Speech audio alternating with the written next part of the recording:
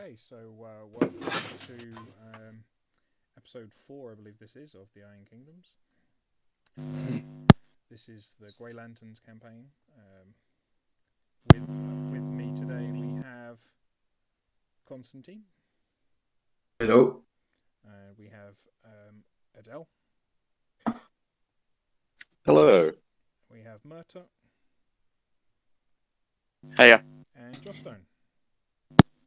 Anyone else find it ironic that the token troll is played by the token yank? Colin's half yank. How dare you? Sir, I take offense to that. I simply have to be living in this great and proud nation. I am not a Yank. And I happen to be living in the south of the nation. Okay. Well, you chose to live there and marry, so... That does not make me half Yank. I just realised I forgot to click over to Roll20. So, for those of you with bad memories, we are currently on the Wake Islands. Last session, there was a bit of a confrontation between Constantine and Raleigh, and this has led to circumstances. And these circumstances are an insult to honour on both sides. Both parties are aggrieved and satisfaction has been demanded. Constantine has come to decisions over what he would consider suitable and sent Adele over as an emissary with a formal challenge of a more structured and formal duel, and surprisingly that request for a duel was accepted. Now, this won't be taking place in the city because as both nobles and the city being what it is, they didn't want any chance of foul play coming from third parties, so both have agreed to take the duel to the northern coast into Ord, and that is where we will be starting our journey today, unless anybody has anything specific that they want to throw in beforehand.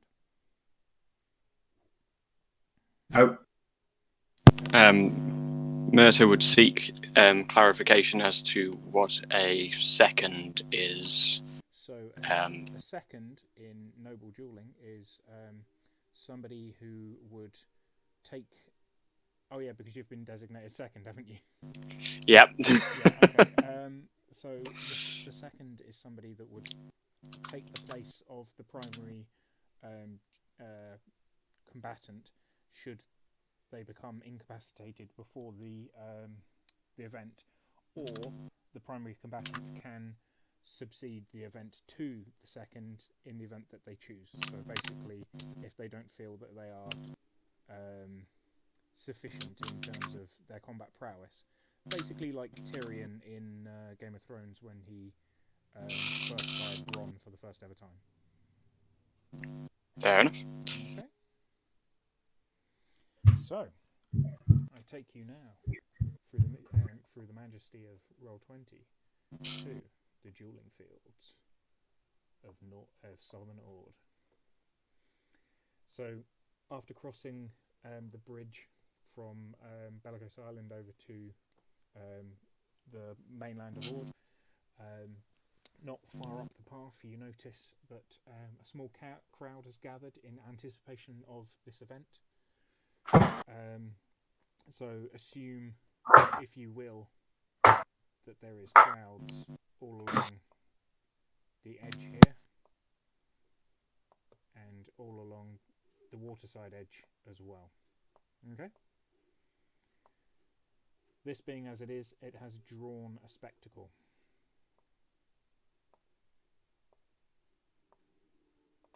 So, if it would please the party, I'm just going to drag Constantine on.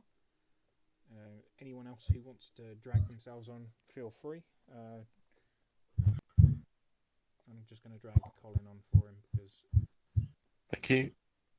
Right. And position yourselves accordingly. Now, as the de facto leader, according to Riley, Adele would like all of the Grey Lanterns who are not partaking in the event to line up in ceremonial formation in order to honor our captain. Okay, what's ceremonial formation look like? Just standing in a line with your back straight. Okay, cool. Just at attention. Fair enough. So before it starts, you notice a very well-dressed, mild-mannered looking man walk out of the crowd and walk over to the middle. He walks roughly to about there. He motions and beckons to Constantine and to Raleigh, who both walk into the middle. So he tells you that he is a lawyer. He is here to witness the proceedings and make sure everything is above board. He asks if anybody has any questions before this starts. Are we to the death? It's typically the duels are to the death in this part of the world, yes. Hold on a sec. I've got to sort my son out. Yep, no worries. And we'll just take a quick pause here.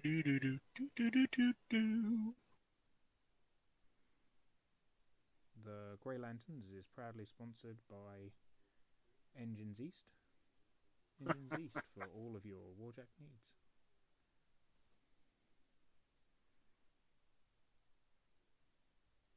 Now, I have a question about the crowd. Have any of them brought picnics or flagons of ale or other sorts of booze? What kind of celebratory event is it, or is everyone standing in stone silence? There is a medium amount of ruckus going on. There's even somebody selling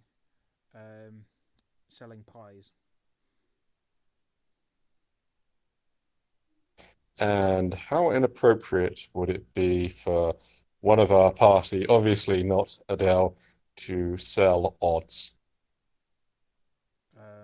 Reasonably. That's what I figured. I mean, you can try it if you wish, but I'm not really a mathematician, so. Oh no! As party second / de facto captain, Adele would never engage in that sort of thing. No, I'm just saying that if you as players wanted to do that, I'm not really the guy to be sitting here doing maths on odds and how much money you would or wouldn't make. I just can't do it.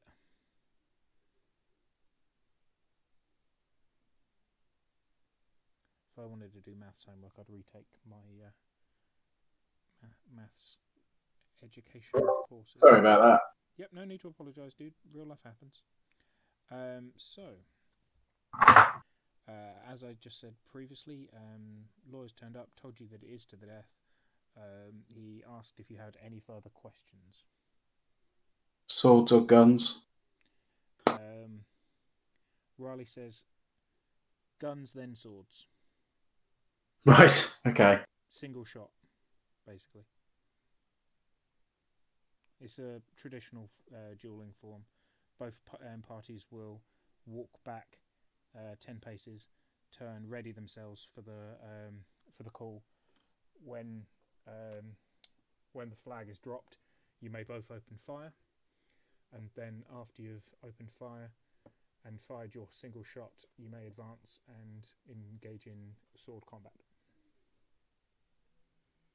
Do you understand?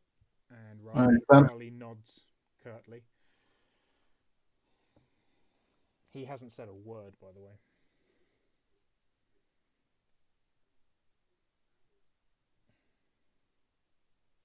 Okay. So you have no further questions? No further questions. Okay. So Raleigh walks back to where the Ogryn is, and over by you, where you are, there is a caddy bloke who has a pistol and a sword for you to use. Riley is Sorry? I want to turn him down. I want to use my own sword and pistol. He insists on inspecting them for fairness. Okay. He deems that your pistol is too large a caliber and hands you the pistol to be used for this fight. Okay. He looks at your sword, confirms that it's not magical or mechanical, and says, yes, you can use this. And Riley is discussing things. You can see him talking animatedly with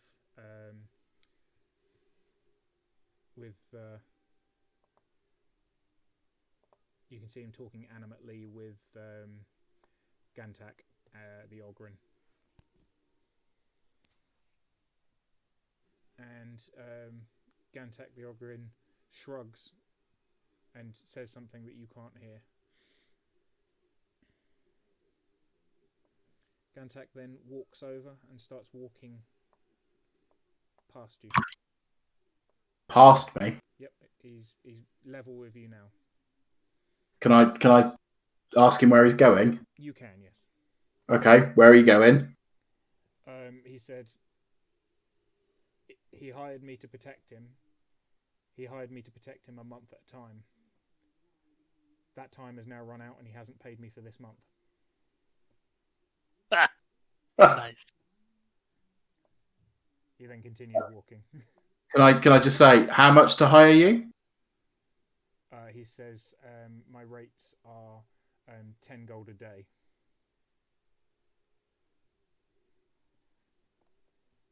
Can I pay him by the hour? He says no. Okay. He says my rates are 10 gold a day. I work by month contract only. Right. So 300 gold to hire him for a month. Yeah. He then looks at you and says, "Good luck," and walks over and stands in the stands. Okay. Not completely to your side of the arena, but more towards your side than Raleigh's side. That's awesome. Raleigh is now looking quite sheepish. You can see that he's trembling somewhat, but he has a moment, steels himself, and takes the sword and pistol from the cushion that the valet is holding for him. And can I just check my pistol that it's not rigged? yeah, sure. What do you want me to roll? Just do a detection roll. That's fine. You're super suspicious, aren't you? Well, yeah. I mean, I'm not getting to use my own gun. Quite. I mean, fair enough. Adele would like to walk over to Riley, if that's okay. He can't. It's begun. Ah, I see. In that case, it's just going to hold onto the battle flag of the Grey Lanterns. Fair enough. The pistol looks fine to you. Just to double check, wouldn't Constantine have got a hyper perception on that? Yeah, but even with a 6 on top of that, he wouldn't have spotted anything different. Cool. And he doesn't actually have hyper perception anymore. Oh, interesting. He changed from military officer, from investigator to military officer. So, That's why he's wearing his military uniform. Yeah, no more hyper perception. Yeah, even if you had rolled a 6 on another dice, it looks to you to be a serviceable pistol, cleaned and pretty much brand new. You also notice that it is loaded with one shot. Games rules wise, it is a standard pistol. Okay. So for this, we are not worrying about ranges on here. You are both assumed to be in range with regards to your pistol shot. Okay. Okay. So what I would like, if there's nothing more that you want saying or doing, is an initiative roll from you, sir.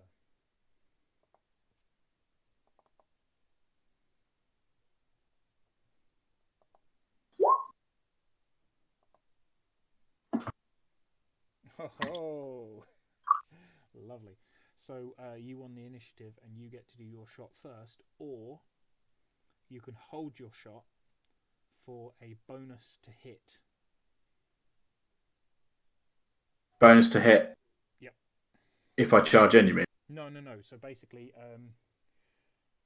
the way that these type of pistol duels used to work was you either rapidly had to fire a shot, or you let the other person fire, hoped to survive, to fire your shot cleanly. I'll fire my shot, I think.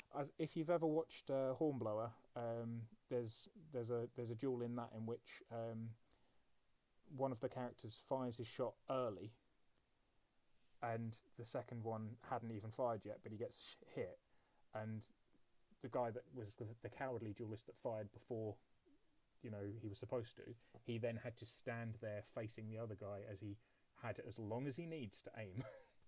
Okay, I'll hold it then. Okay, so he gets to shoot at you. I'm not a coward. Go on. The adjudicator drops his flag. You're both free to fire. Raleigh nervously raises his pistol. He fires it out, and he hits Constantine square in the shoulder, doing no damage. No damage. So, What? That should do damage. He rolled a 9. It hasn't added the power of his pistol. Sorry. So he did a 19. So he did 7 damage to you, to location 2. 7. Yep. Just spend a feat point, make it 4 damage. Yeah, we'll do. So I'm down to 2. Location 2. Yep.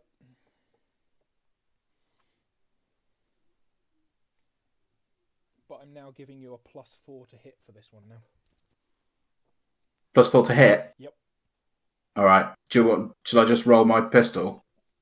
My normal one? Yeah, feel free to just use your normal pistol, do a targeted roll, and then we'll just drop 2 from the damage roll. Because you're not using a hand cannon. It's easier.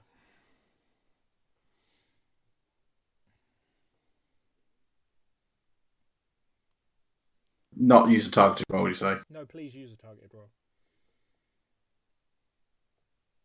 It's just we'll drop the damage by 2 because you're using a regular pistol. So you miss. Oh no, you hit because of the bonus I gave you. Yeah. And it didn't add the power of your pistol either. So Okay. You rolled a 16. You did 4 damage. Okay. Okay. Cool. So it's back round to me. Yeah, and you have you've got the upper hand in regards to timings. So Okay. because can you I have just the initiative, you can just charge him if you want. can I charge him then? Yeah, you can charge him. Okay. I'm going to use a feat point to boost both the attack and damage roll, which I can do. Yeah, okay, because you're a rapier, yeah. Yeah. Yep. So Remember to click boosted then on the bit before the attack. Boosted attack and boosted damage if you would. Boosted attack, boosted damage, targeted roll. Yep.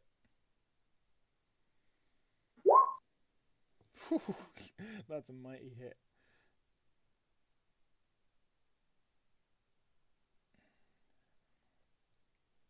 Okay. So you charge in with a whirling slash at him. Oh, I'd have to roll an extra. Is it extra d6 because of charging, or is that just No, that covered? Boosted is boosted. And right. Okay, fair enough. So you don't gain a benefit from the feat point on the damage roll. Yeah, it's attack roll. Unless you didn't charge, then you gain the benefit. Yeah. So, as I say, you charge in, strike powerfully at him. He tries to parry but fumbles, and your sword just slices straight through into the side of his arm, Cool. causing powerful wounds.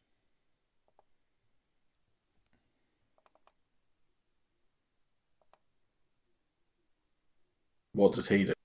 He's going to try and attack you back.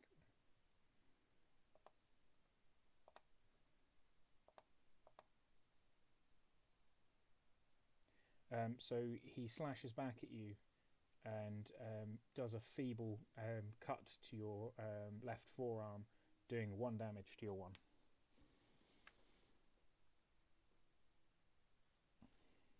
Okay. Wait, he only has strength. That doesn't seem right. Sorry, I've just got to check that. It says that he's only POW strength 3. Power and strength 6, but I'm power and strength 7. Oh right, okay. That makes sense. No, that works. Yeah, that's fine. Yeah, I did make him weaker than a regular human. Well, He just I sucks. say than a regular human. A strength 4 of a human is considered a regular fighting person. So I assume that a regular non-fighting person is strength 3. So anyway, he cut at your left forearm, causing a minor wound. It is your turn, sir. Sorry, I've filled my dice. Yeah, no, it's fine. Sorting that. Camera got nudged. There we go. Right, okay. So I'm going to use my last feat point then. Mm-hmm. And I'm going to have a go at him again. Okay, cool. Actually, I just need to check your last attack roll. No, you didn't get a crit. Boost attack, boost damage. Yep. Target roll. You got a crit on that one, by the way. Okay. So I don't have a crit. You get a fate point back, basically. Brilliant. So that one did 4 damage. So attacking back, angry at the injury taken to his forearm, bloodlust on his mind, Constantine lunges forward and stabs Raleigh straight through the chest. Raleigh coughs up a little bit of blood, his eyes locked on yours. Strength fails his legs. He slumps to the ground. What do you do? I'm going to check it to see if he's actually dying. Okay. That's the first thing I'm going to do. Do you have medicine? Do I have medicine? You can roll it untrained. Good question. That one. If you don't have it, just roll an intelligence roll. He looks to be dying. Okay. I'm just going to kick his sword away from him. Yep, good move. And then I'm going to kneel down next to him.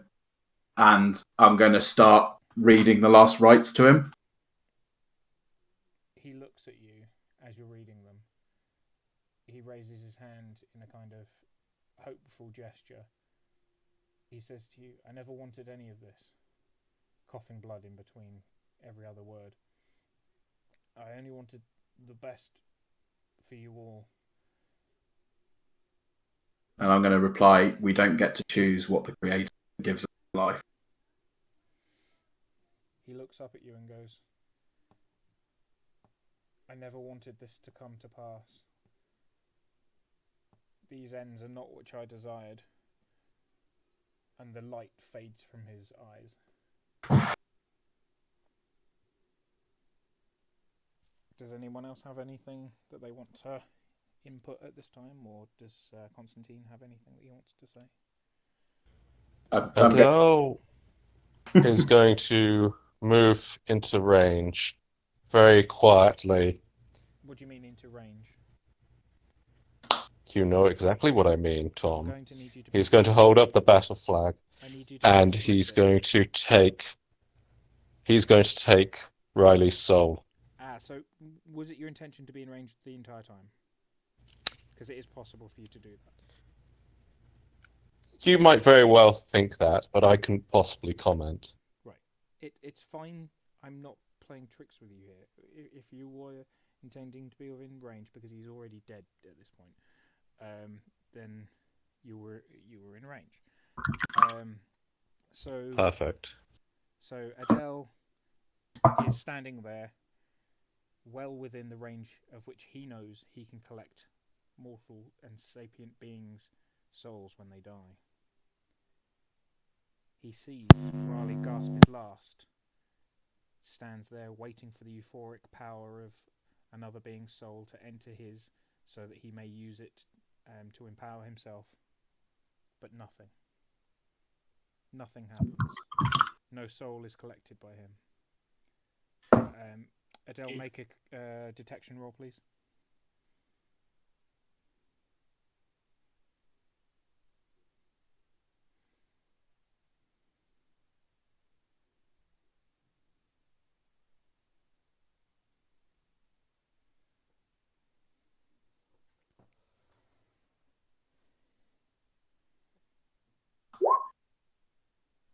No, detection. Wait, sorry, that should be a perception roll, right? Yeah, unless... Do you not have the skill detection? I'm sorry, one more time? Detection. Yeah, I don't have that in my list of skills. Okay. Might want to add it. Even if you put it in with just a 0 as your skill modifier, it will just make it easier for you to use. Just do a perception roll then. Yep. So... You severely feel that something is off. You should have received this man's soul. You scan the crowd and you notice somebody holding up a glowing green mechanical looking device. Can I attack him? Are you in combat? Can I roll initiative? You can attempt to. Everyone else is going to be extremely confused, though, and maybe attack you because you're raising weapons and such in the middle of a organised duel. I mean, you do what you want to. You do what you want to do.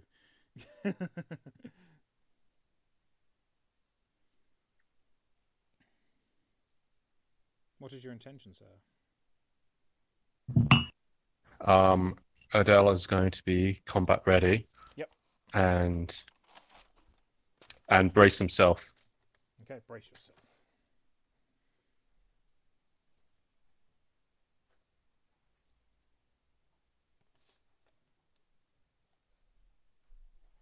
Yep. What else are you doing? Because unless any of you are doing anything... I'm going to shout to Adele, and I'm going to ask him what he's seeing. Okay. Adele replies, I see foul sorcery over there. And he's going to gesture towards the glowing orb. And then he's going to call out, Grey Lanterns, we are potentially under attack. Ready yourselves.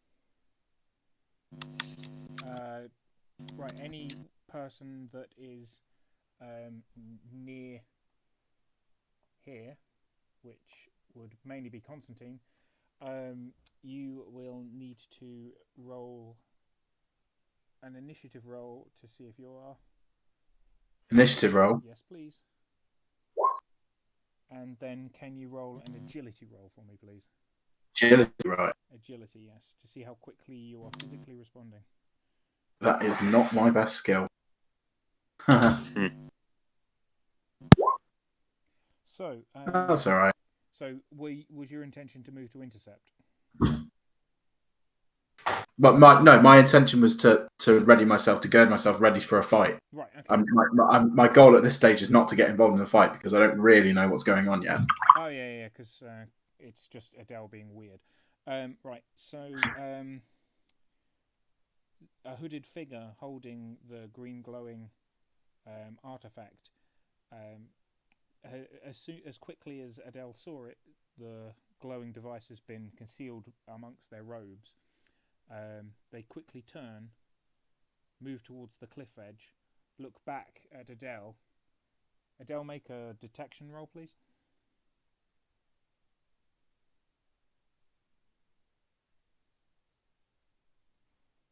Because they're looking specifically at you. Oh, that's a pretty good roll. So, as they look round at you, you notice the faint light under their hood, faint light of the glowing of their eyes under their hood. You notice the outline of a smile. The individual dives into the river.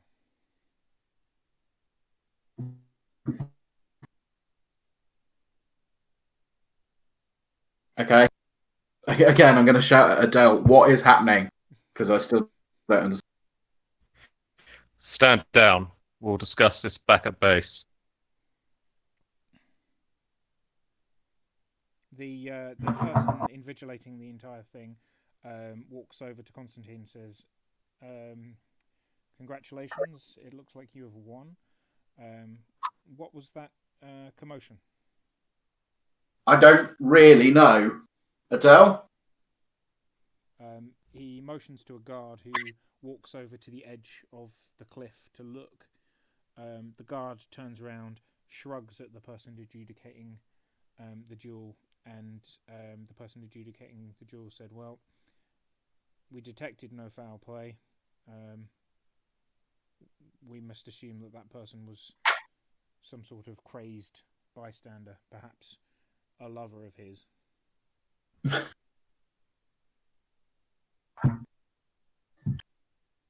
Okay, so that's all I know. So the lawyer, different person from the adjudicator, by the way, returns and walks over to you and says, "A moment of your time, please, sir."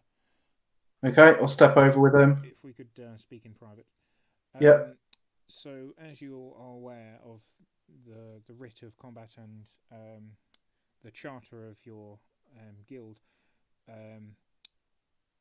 you now become the sole heir and beneficiary to the deceased. Okay. This means you will be de facto owner of the Grey Lanterns mercenary company, as it were. De facto? De facto. De jure? I don't know what that means. So de facto means in fact, de jure means in law. So if I'm only the leader, the owner of the company in fact, what about in law? I'm not I'm not a lawyer, dude. Yeah, sure. Okay, so in fact and in law. I don't understand how they're different. So you can be de facto leader, but not actually legally be the leader. Like the Queen is the head of state, Yep. but she's only de facto head of government.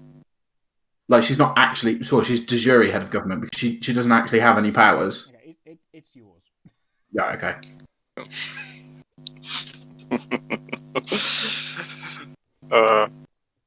It's great fun having players who know a little bit more than you about certain subjects as Tom, isn't it? Me no smart.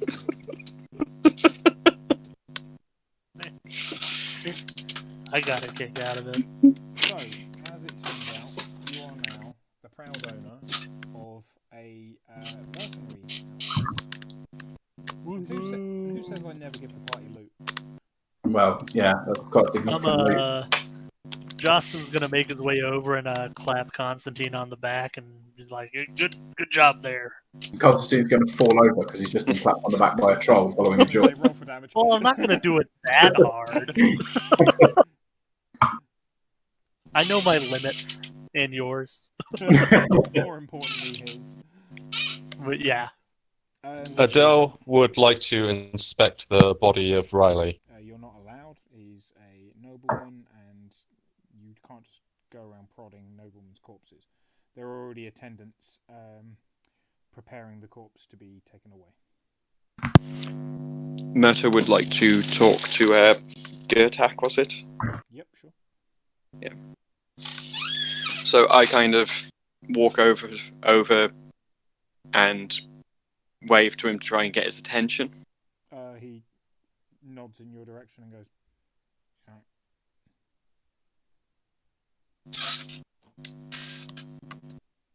What was that? I didn't quite catch. He just grunts at you. Ah. Murtag goes, "I understand what it's like to work for a coward. I don't begrudge it. I thank you for honouring your contract as you did, and for not kicking the shit into my captain." And hold my hand out. He looks at you and says, "The contract is everything. While that man may have been a coward, he paid me. I had to honour that contract. The fact is, I did not gain pleasure or lose pleasure from not fighting today. It was simply I had not been paid.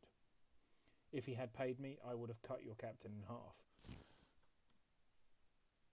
I take no pleasure in this. It's my job.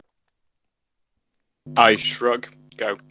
I understand a job's a job, mate, but I can still thank you for it. No thanks are needed. I didn't do what I didn't get paid for.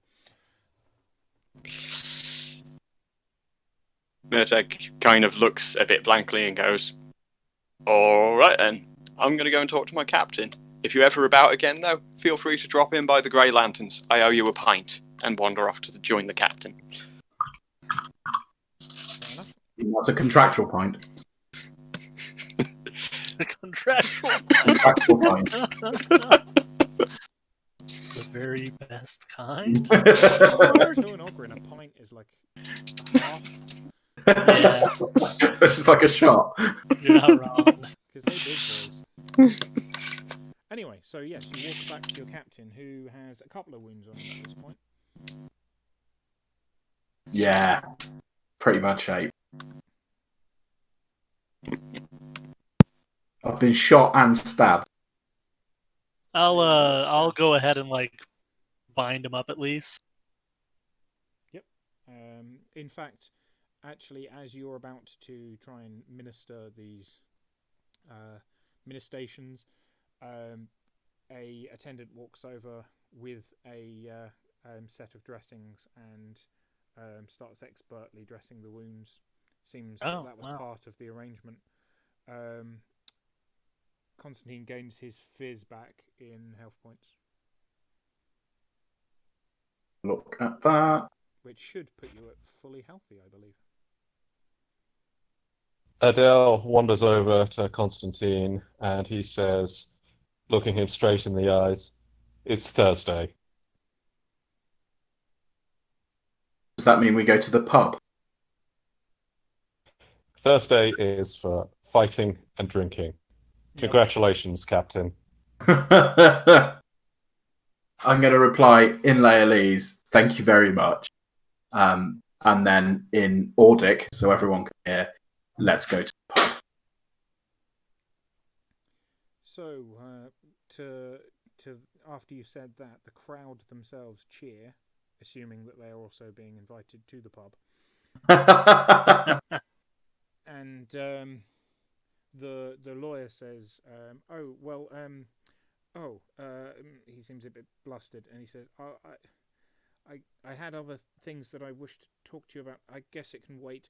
I'm gonna turn to him, and I'm gonna say in Ordic, no, we do things by the book. He says, "Oh, brilliant, good to hear. So there are a few bits of paperwork that you need to sign. You need to also sign off on the death of your previous employer, being the person that in fact duelled with him. So you need to sign this form." He starts handing you pieces of paperwork. Okay, can I do a law test just to check everything's kosher? Yeah, of course you can. Yep. You even know where that you were supposed to initial. He looks quite impressed. He goes, "Oh, I didn't know you were quite this lettered a man." And he takes you through the rest of the paperwork and turns to walk off. And he goes, "Oh, and sorry, one more thing," and hands you a bundle of like a leather-bound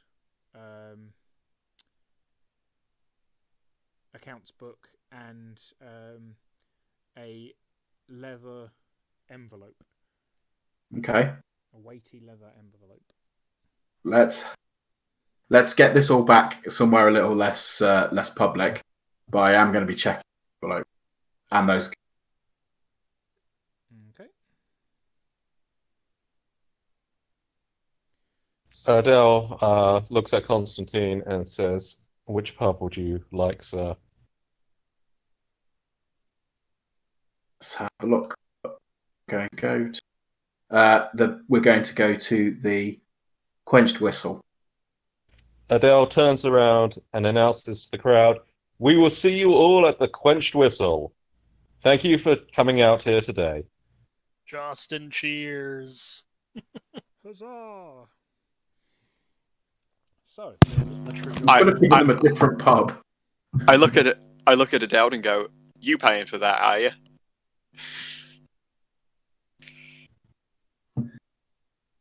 Dell looks back and says, well, nobody invited them there but themselves. They want to and go. you just They can pay for their own drinks. You did literally just. Oh my god, you two.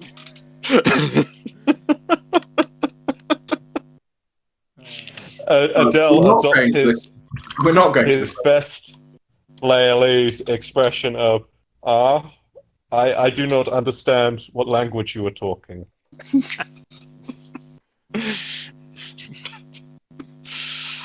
I mean, just because they were invited doesn't mean we're going to pay for it. That is a very good point. Might it start a riot? Maybe. Will it be fun? Probably. Okay. Let's just go back to base. Alright, so you're going back to base rather than the pub. Well, if seeing as we've just de facto, if not de jure, brought everyone around. Oh, yeah. I think we should probably avoid the pub for a bit.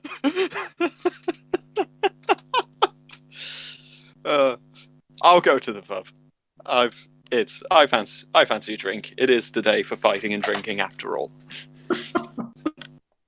Alrighty, so returning back to the pub, and Mac pops his head out of the forge and says, "How did it go, guys?" Boss won. Oh, awesome job. No, the good boss, not the bad boss. Oh, even better.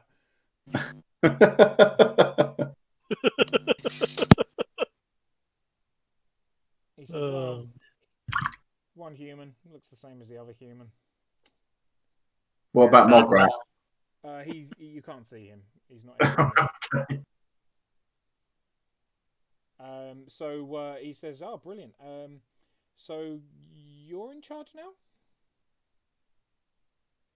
What, he says that to Joss? No, to you. To me, certainly seems that way. Ah, so brilliant. So you're the one that I need to speak to about getting a new forge. Brilliant. Right. Well, we need a new forge. There isn't anything here. I can't craft you any weapons. Kind of, without the equipment, I can't do anything for you. I need you guys to, buy a new forge, buy a new anvil, new set of tools. The works really. But then I can get to building for you. Bear in mind that we have a lot of pressing needs at the moment. I understand your concern, and I understand that this is something that is very important to you. Bear in mind that we have to consider the needs of the whole group, and ultimately we can get by in the short term without a. We will buy you a new one. We will buy you the new equipment, but we need to make sure that all of the accounts are in order, and that everything. That buying a new forge will not bankrupt us. So we will do it, and you need to trust me that we will do it, but we need to do it in the correct amount of time and in such a way that we can guarantee our finances going. He looks at you and seems quite pleased with the fact that you've promised to help rebuild the forge room. He says, right, well, I guess the one thing I can do is continue cleaning the flue. So I guess I'll be in there fixing up the room as best I can, awaiting good news from you. Thank you, Matt. And he shuffles off back to prepare and clean and ready the room as best he can. Excellent. Out of character, can I ask if Mac is now an NPC or? Yes, he's now an NPC. Okay, perfect. Because his player has said that he can't commit. Unfortunately, I asked him what he wanted me to do with his character, and he was okay with me turning him into an NPC. So I figured rather than you guys being down a crafting person, he will now live in the base and be an NPC. Okay. Seems good. Our collection of goblins. Thank you. Yeah. I mean, just don't turn this fucking game into Pokemon. I don't know what you're talking about. I know that you have a habit for collecting NPCs. Anyway. Right. Okay. So if we're safely secured back in the base, Yep, you certainly are. I'd like to open the leather envelope. Okay, so inside the leather envelope is a reasonably old-looking piece of parchment. Lots of legalese written in here, but basically, from reading it, you ascertain that this is the ownership documents to the mercenary chapter. Okay. Is there anything unusual about it? Nope. So that's mine then. Yes, that is yours. Okay. I'm going to try and keep that on my person at all times. Okay. It's about a standard envelope size. You know, like probably 10 by 4. Okay. I shall put it inside my my uniform pocket. Okay. Dale turns to Constantine and says, Sir, if the worst should happen and you are shot and your blood happens to stain that, it may cause difficulties. I suggest we find a lockbox and perhaps bury it in secret. I think that's a great idea. But again, we need to consider what our most pressing concerns are, and I have no intention of dying at times. There are also banks, by the way. I was just about to suggest that. Yeah.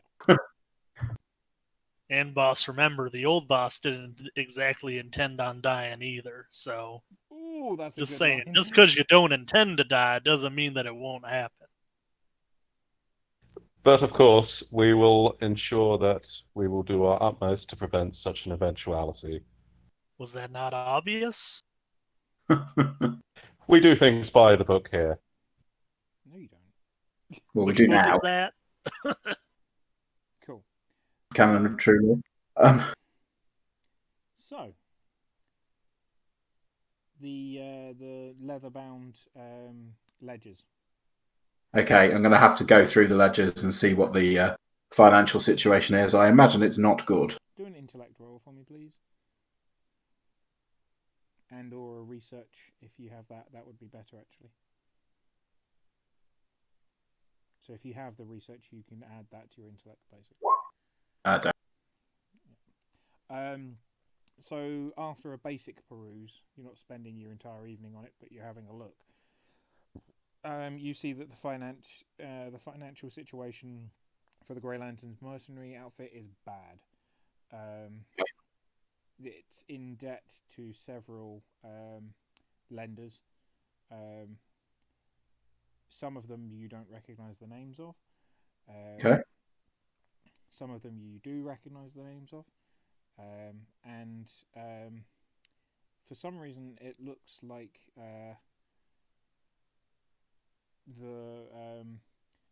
all of the bills that had been paid had actually been paid. So although the finances are bad, it doesn't look like anything's crooked. Okay. So can I ascertain from this document why the finances are bad? Yeah, you can. Looks like lots of down payments were made towards replacement of hardware, and that might be where a lot of the money's gone. When you say hardware, you mean jacks? Yes.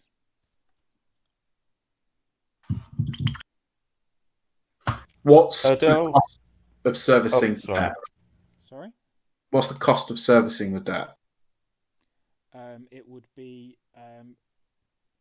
10,000. 10,000 is the cost of servicing the debt or the outright debt? Finishing paying off the debt. Okay. Jeez. What kind of monthly cost are we looking at? There is no upfront monthly cost. It's Tom Nook style. Okay. The you're never paying this off in a million Sundays type of debt. Well, if you want your house bigger. Okay. We need to...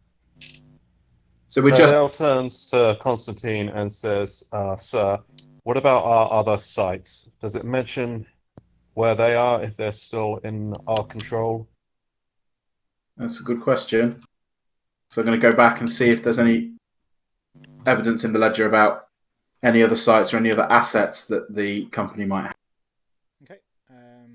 So looking through the ledgers, I take it you guys are spending the evening on this. Yeah. So with having the other lettered members of the party helping you, you ascertain that all of the external barracks have been sold. The various safe houses in various other cities, and when I say safe houses, I don't actually mean safe houses. I mean Chapter house. chapter houses. Seem to be intact. It's only the barracks in Five Fingers that has been sold on, and it was sold on reasonably recently. You think? What are the other chapter houses? Where are they? So there's one in Caspia. There's one in Merin. There's one in Kursk. They're the primary ones. So the three other ones are in Caspia, Marin, and Kursk.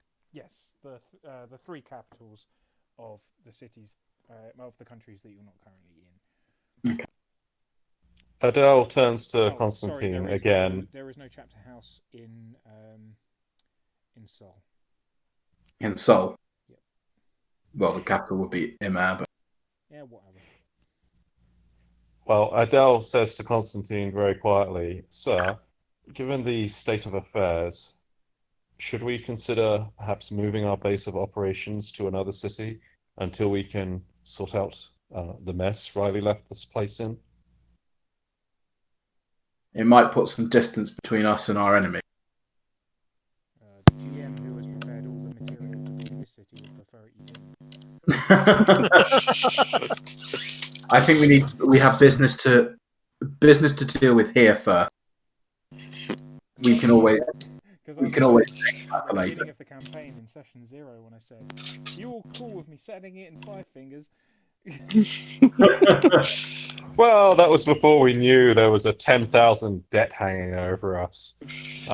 But no, personally, I think that we should continue here. I'm just playing Adele as Adele. Yeah.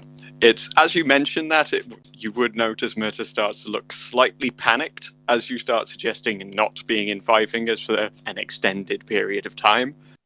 Yeah. It's like, not hiding it, he's not good at hiding shit. He's just like, oh, no. Oops. Yep. At the mention... Oh, sorry, you go ahead. No, you go. At the mention of enemies, Adele looks directly at Constantine and says, speaking of enemies, sir, there is something we need to discuss. And he looks around at the others and says, what I'm about to say cannot leave this room. Okay. Carry on. During your duel with Riley, you heard me ready myself for action. There was a figure with a mechanical device. As you know, I am an arcane mechanic. I recognize these things. Now, in the just an arcane mechanic. In the glimpse that I got of this, something was very wrong, and it seemed to be directed at Riley. There was something about that device that, well, sir, it sent shivers down my spine. Now, I know that you are a man of the old faith, I believe. Yeah. So I do not wish to offend you, but my best guess would be it did something to him as he was dying. And my speculation would be it might have captured his soul. I know this seems like an outlandish thing to say, but what else could it have been? You saying that it stopped him from going to Urkay? That's exactly right, sir. And he looked at me, he smiled, and then he dove into the river, having concealed this orb with this, I believe, green fire inside. It is shocking, sir, but you need to know. And I would not have interrupted the ceremony for anything less than a threat towards all of us. Can I make a lore roll, as in Lore? I know, not my forte, but have lore of any kind. No, but it is a skill you can use untrained. You're just not likely to know much. Okay, cool. I will. I'm gonna go with Professor Chang. I will allow this.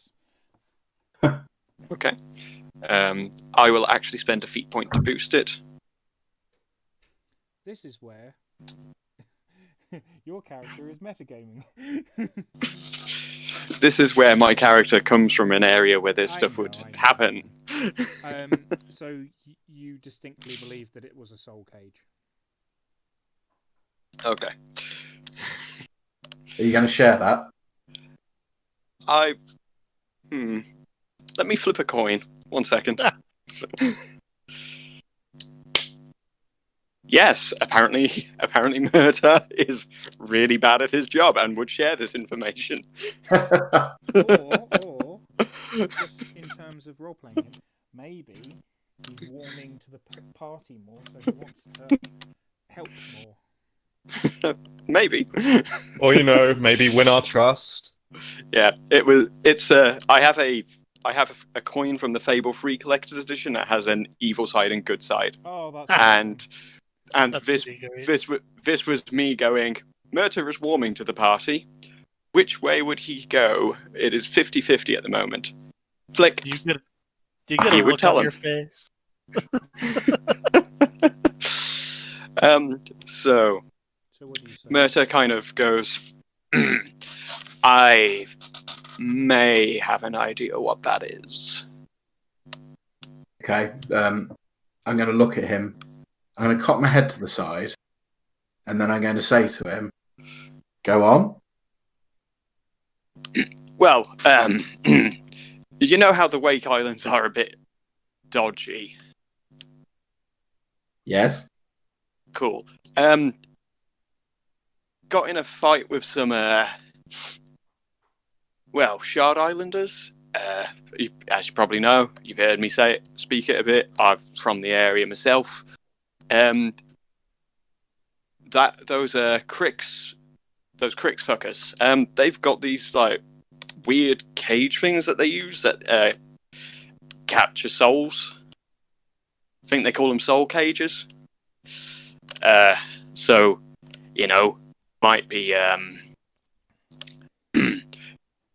could be dealing with undead here.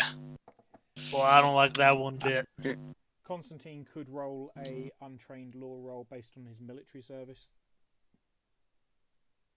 Would Justin also? Yeah, go for it. Would Adele know about these things? You're a Theramite, yes, you would know about these things. Okay, do I need to roll for it? You don't even need to roll. You have the ability to collect souls yourself.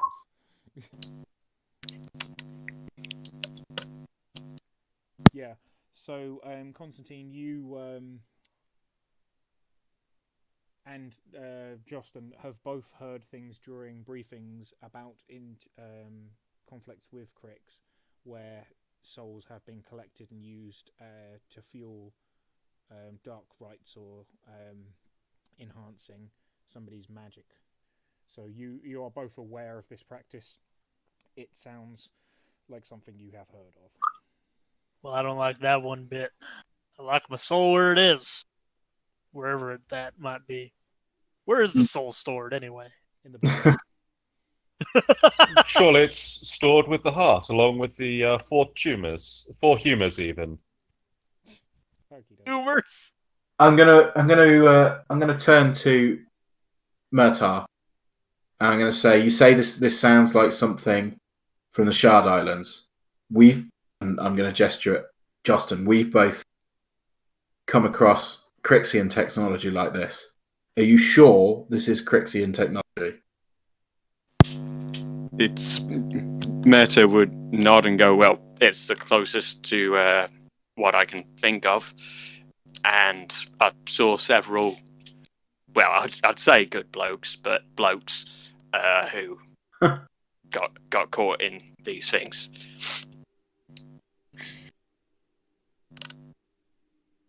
Okay. Adele says very quietly, although Riley was craven, he did still face you on the field of battle, and he was part of the Grey Lanterns. He may have died ignominiously, but he is still one of us, and it doesn't sit well with me that his soul should be used by our enemies.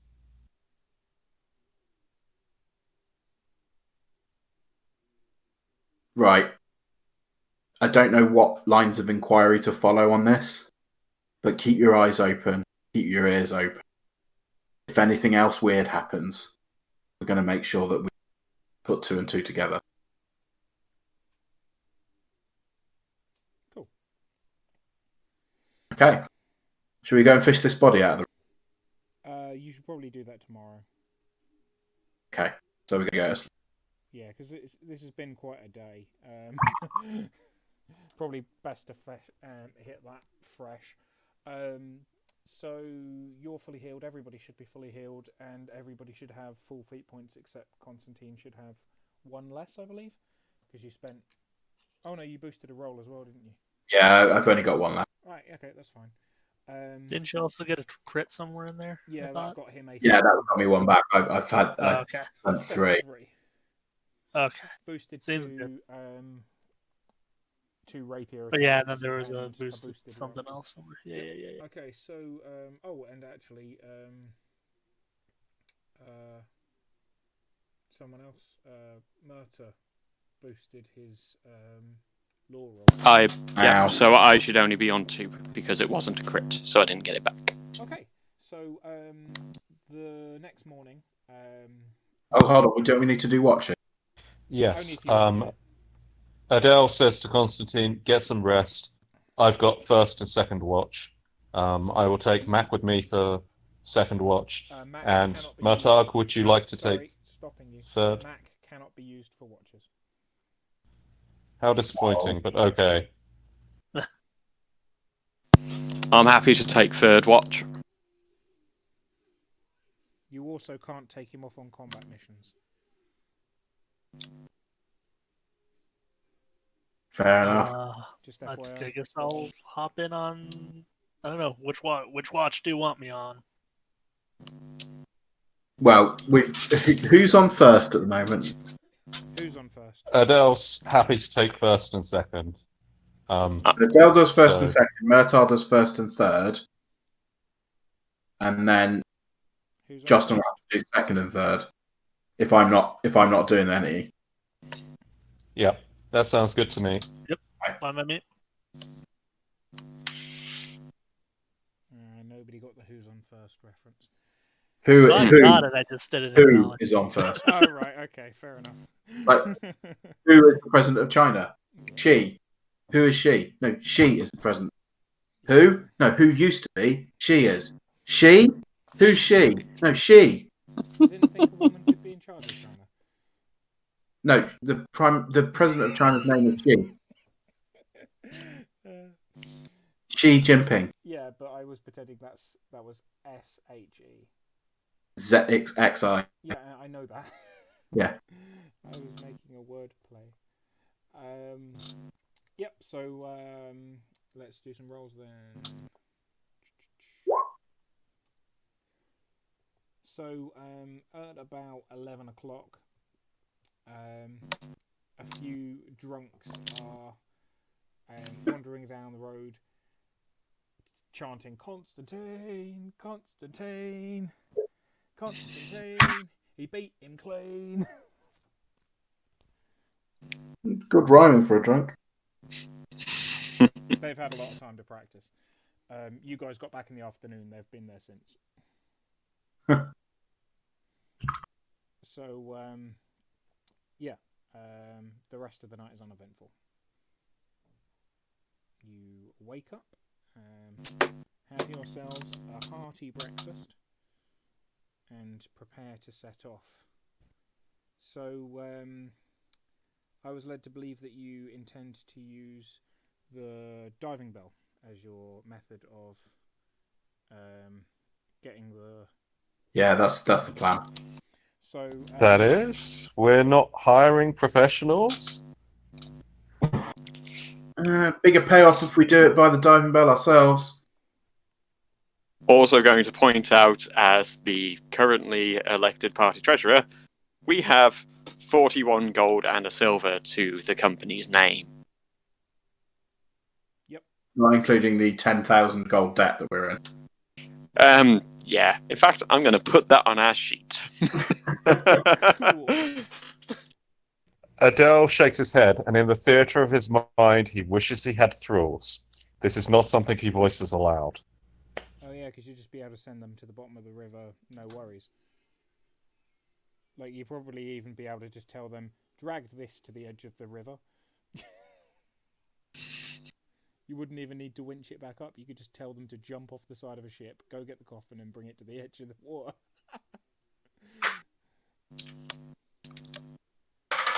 Rules. They solve lots of problems. They do indeed. Right, so...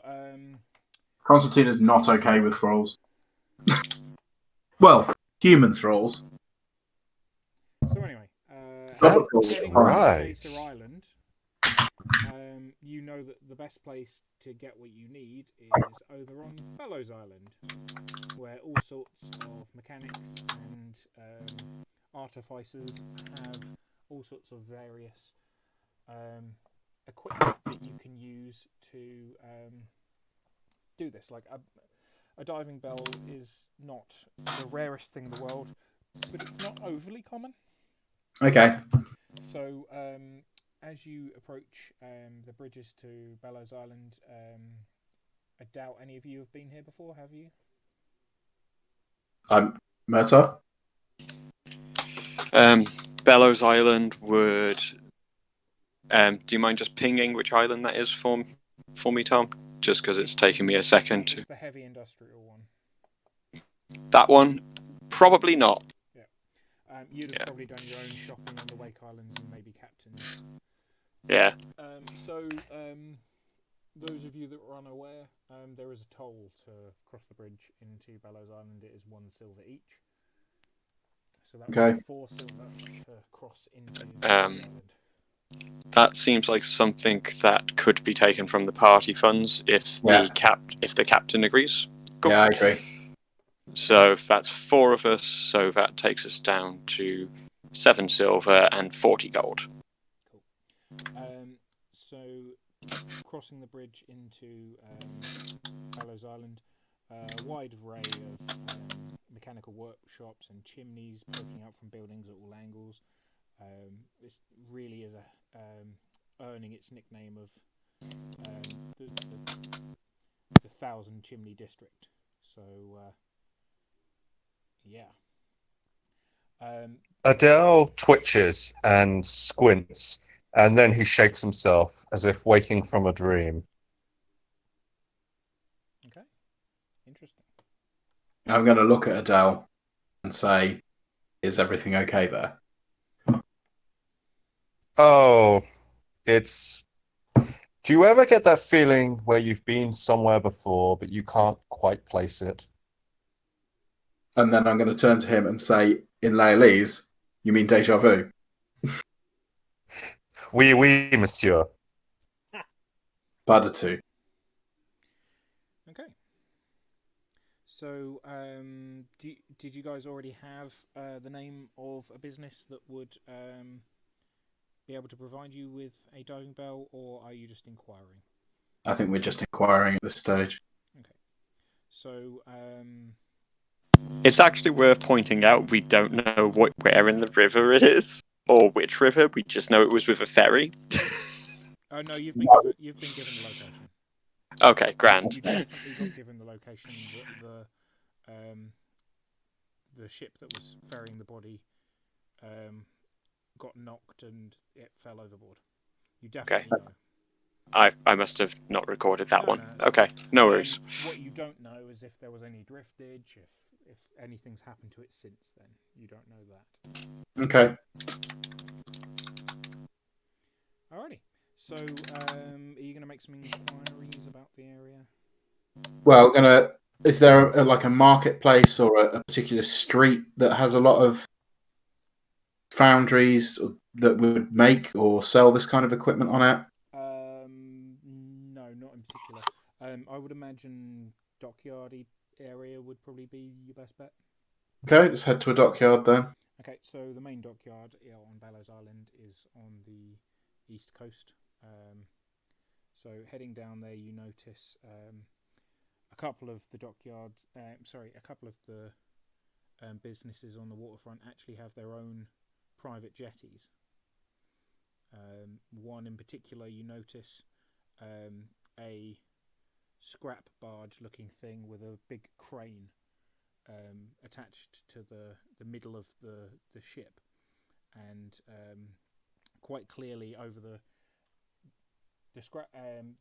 establishment has high 10-foot walls all the way around it, but even above those walls you can see this crane looming over the business, and you can see that this particular one has a diving bell. Don't see any reason not to go and ask. The worst they can do is say no and then shoot us. Okay. And then shoot us. So, as you approach, you see on the gates it says Vab's Finest Scrap Emporium.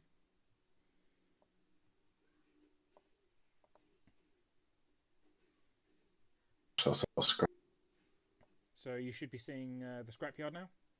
Yeah. Yep. So you enter in through the gates here. If you can see where I'm pinging.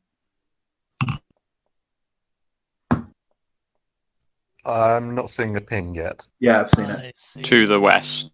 Yeah. I see it now. You can see the whole scrapyard, yes? I had to scroll up, but yeah, I can. So you can place your players on. You are obviously still in roleplay mode, by the way. You don't need to. Roll. No, definitely not. You're just walking into a scrapyard. I just wanted to make this environment so you could see what it looks like. Because believe me, the amount of Google searches I did for steampunk scrapyards and I could not find a piece of art. Yeah, finding assets is a pain in the ass, I find lately. Yeah. I gave up after a while because I was so sick of looking for a piece of art that truly captured what I wanted to do. So instead, I got this base template of just a building with a cart, and then I added all this scrap. Okay. It is at this point I would recommend Illwinter or Incarnate for anyone who's looking at spending some money to do it, but Tom has done a really good job with this, which shows just how good you can do with free stuff. Yep. Cool. Because free is all I can afford.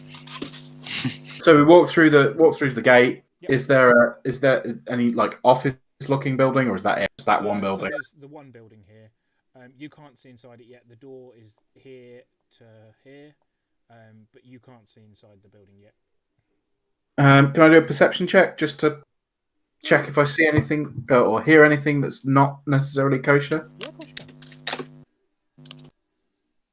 I'm sorry, Tom. Would you mind adding my character to the map? Yeah, sure. Thank you. Adele turns to Constantine and says, Captain, as an arcane mechanic, would you prefer me to do the talking, or would you like to take the lead? I'll beckon to him and suggest that go ahead. Okay, so as you walk in, 1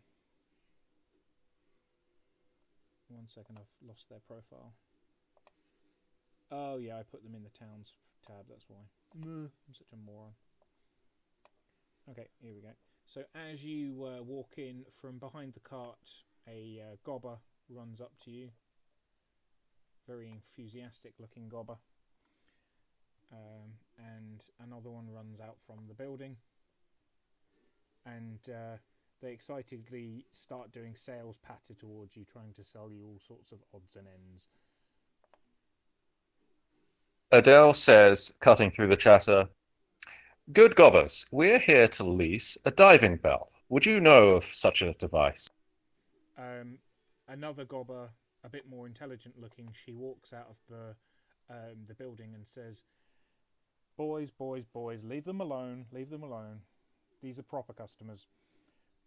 And motions for them to back off. They decide to go make themselves look busier. They look like they're trying to sort the piles of scrap, but to you it looks like they're just making more of a mess than actually sorting the scrap into any types of piles that you can identify. So they're playing on the scrap then? They might have some sort of sorting method that you're unaware of, but to you it just looks like they're moving scrap from one pile to another with no discernible reason. Fair enough.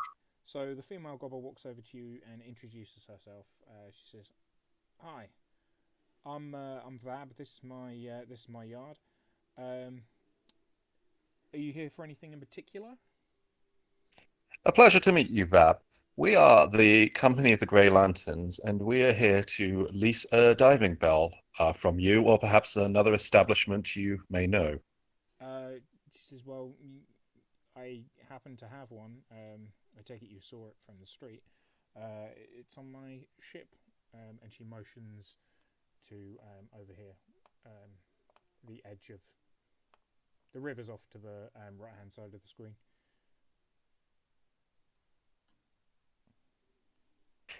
We are actually here to retrieve well, putting it delicately, our employer lost something rather important to him, and he wishes us to dredge the river for it. So we were looking to lease such a bell and find the device and, well, perhaps pay you for your time and potential services.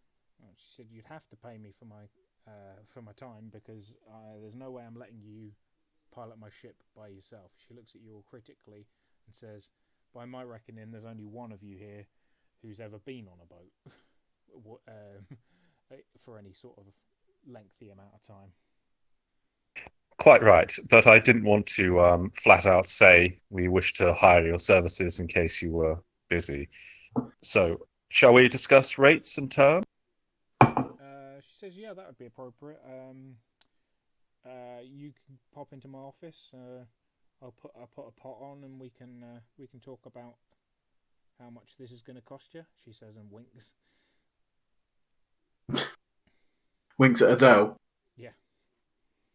Adele simply smiles and rolls his hand as if to say, "After you." Right, so you follow her into the building. There's a gobber-sized desk and a gobber-sized stool where she sits down, cracks out a notebook, and starts comically saying, "Right, so hire of boat, hire of diving bell, including hose maintenance. There's fuel for the boat to get out. Lunches for 3 for at least a day. Carry the 5. She's sitting there mulling over figures. Adele would like to take just a look around the shop as his arcane mechanical engineering skill, and just see if there's anything there that might interest him, So, especially in regards to outfitting the forge. So dominating this forge room that you're currently in. So there's a large and comprehensive variety of tools, and dominating the centre of the room is a light labour jack that looks to be more parts than whole. Obviously, it's been a project of somebody's for quite some time. Either that, or it was utterly annihilated and put together from the parts of at least 10 other different labour jacks. Adele admires it openly, and he says to Rab, "My goodness, this is quite a fine project you have going on here." She says, "Get your tongue out of my arsehole." Adele looks completely shocked and says, "My dear lady, I think you mistake my intention. For that sort of thing, I would visit a brothel if I was of that disposition, which I'm not. I'm simply a mechanic, and I admire when salvage and recycling are put to fine use." And Murta is just laughing his ass off behind you. Yeah. Constantine is giving you the most disapproving look over the back of your head. She says, "What I meant was that you don't need to give me fake compliments over old Tin Boy here. I know what he is, and what he is a project." Can I inspect Tin Boy while this conversation is going on? Of course you can. Okay. What kind of roll do I need to make? Just arcane. A mechanical engineering, or failing that, a detection. If you don't have. Okay, so perception then. Yeah, sure. Great. You think that it is a light laberjack, like she said. You don't recognise what type, though. Is there any symbols or any indication that this might have once belonged to the Grey Lanterns? Oh, none at all. Can I also make a mechanical engineering check? Of course you can. So you notice that one of the parts is misaligned, and if it was to start up as it currently is, it would cause damage to the gears of its legs. My dear lady, if I may be so bold, I believe that Tin Boy here, one of the pieces is misaligned, and the gears to his legs would be damaged were you to start him up. She says, "You what? Let me see." She asks for you to point out this misalignment. Which Adele, of course, does in his semi-charming, awkward manner. She does that mechanic's whistle, and goes, "Well, I never. Good catch," and quickly pulls a wrench out of her waistband belt mechanic's tool set and starts adjusting the misaligned part. She said, "Good catch there."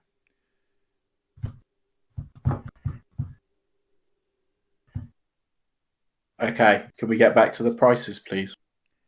She says, "Yeah. For you, okay. The entire trip there and back, and most importantly, based on the way I've seen this working out, most importantly, no questions. The entire thing, 10 gold." I have a counter proposal, if I may be so bold, Captain, ma'am. How about I lend you my services in exchange? I could help you repair and complete Tin Boy to the very best of my ability. Shall we say at an even hourly rate? She says, "Well, how long have you got to spare? Because he's months from completion by even the best mechanic. I'm not expecting him to be fixed anytime soon. He's a long-term project." Well, of course, but perhaps I could help speed him along. However long it takes for us to sail down the river and retrieve our item, then I would be willing to put in at least the same amount of hours. Labor for labor, without tax. "I'm not taking the boat out without being paid." Fair enough. And Adele turns to Constantine. Because mechanical labour I can do myself. I can't pay for my overheads with your labour. Okay. We did have. No, I'm not going to say this to. I'm going to say it in Leilese. We did have 10 gold allocated to do this job. it's probably worth more to us if we complete it successfully. Do you think this gobber has all of the tools we need? Do I think the gobber has all of the tools we need, DM? Well, I don't know, do you? As a mechanical engineer, do I need to make a roll? No, you can see the diving bell. Like, that's the tools you need. Then yes. All right. I turn back to Rab, and I'm going to just before you do that, I'm going to say, try and push her for 8, but if she won't budge, I turn back to Rab and I say, "Well, I appreciate that you have overheads, but is there any way that we could, shall we say, reduce the cost, where I lend you my assistance and we still pay you, say, 7 gold?" Negotiation roll, please.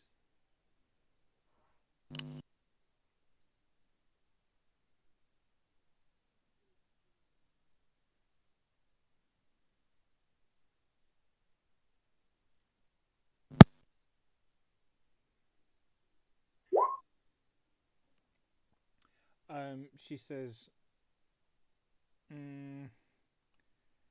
I'll be honest, I appreciate the spot on Tin Boy, but I don't really trust any hands but my own to work on this. I don't even let the boys work on him. I'm not really interested in your labour, so I guess we could go with maybe 9 gold. Perfect. Adele pulls off his glove, looks at his hand, spits in it, and offers it out to the gobber, as if he's a little unsure of the local customs, but he's trying to at least meet her halfway and be courteous. She holds her hand out as if waiting for payment of some sort, and looks at you and says, "Half now, half when we get back." Adele looks slightly taken aback, wipes down his hand, and simply turns and looks at Myrta, as if to say, "Well, this is your job now." I'll look at her, and I'm going to pull out 4 from the treasury and hand it to her, and then I'm going to pull out a gold from my own pocket and give it to her because she's made me laugh. Fair enough.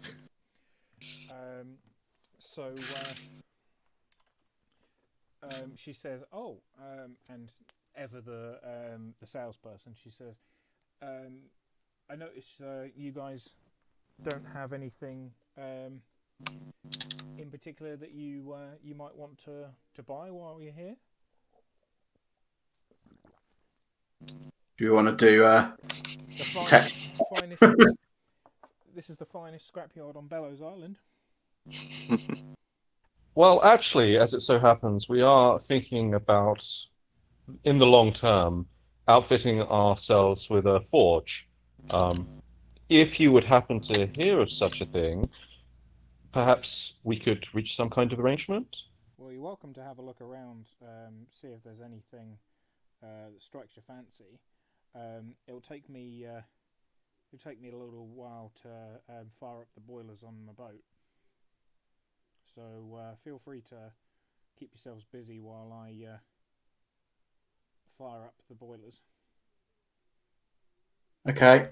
Do we spot anything? Do we need to do a detection roll? Or? Yeah, detection rolls would be fine.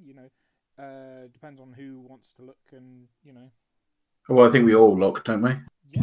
Well, Adele is going to go and speak to the gobbers who are sorting and ask if they've seen anything, and he's going to describe what he's looking for. Yeah, sure. So for role-playing doing that, you add a bonus to your roll.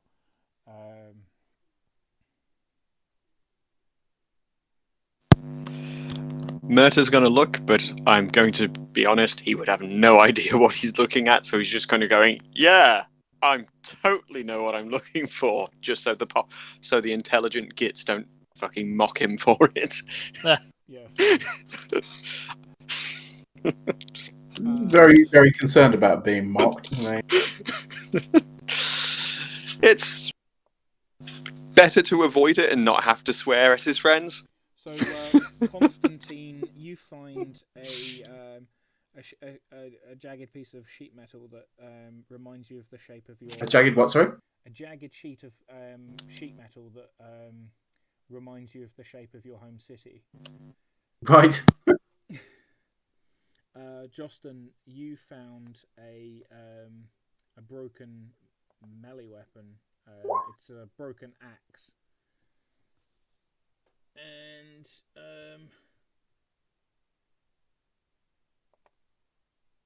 Adele, you find a broken sword.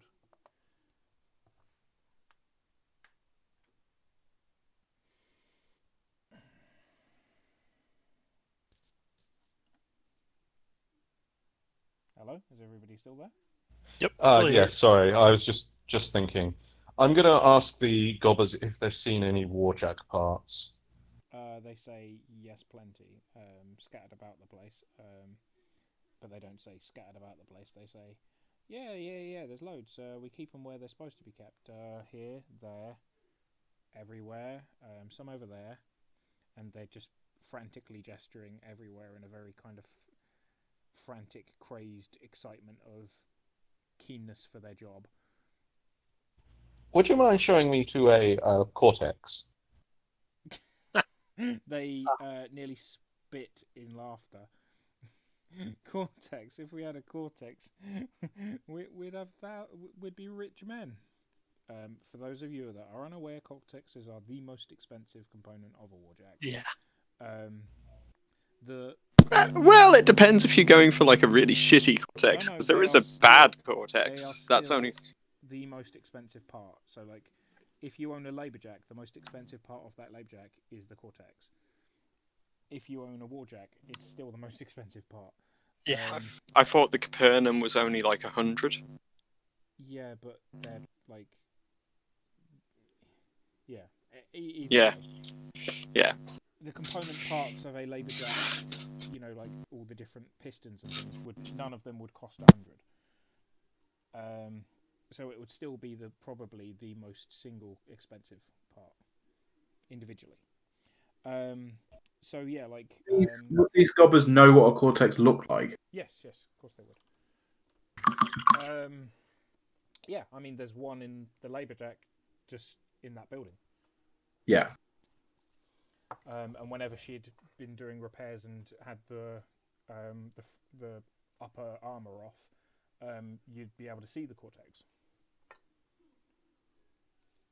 How much would it cost us, out of character, to actually gather the scrap parts to put together a light laberjack without the cortex? No idea. Actually, I do have an idea. So it would be cheaper than buying it outright. If you just bear with me. If other people want to decide what they're doing while I'm looking for this information, that would be fantastic. I'm going to carry on looking, so I'm going to do another roll. Yeah, no worries. Yeah, I'll probably also be digging for parts.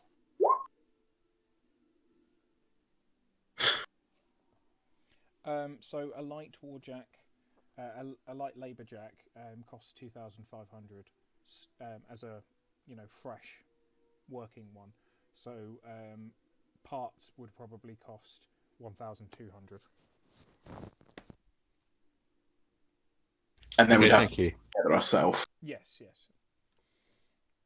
A heavily damaged one would probably be like 1,800 to 1,900. Okay. Maybe 2,000, depending on the condition and how well you haggle and deal with the people. How much would a brand new heavy warjack be? A warjack?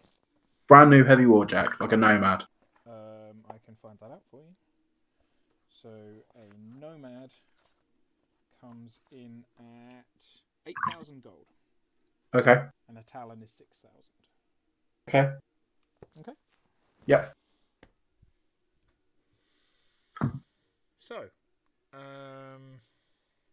Oh, that's a new set of detection rolls. Constantine, you find nothing useful. Murta finds nothing useful, and Justin, you find nothing useful.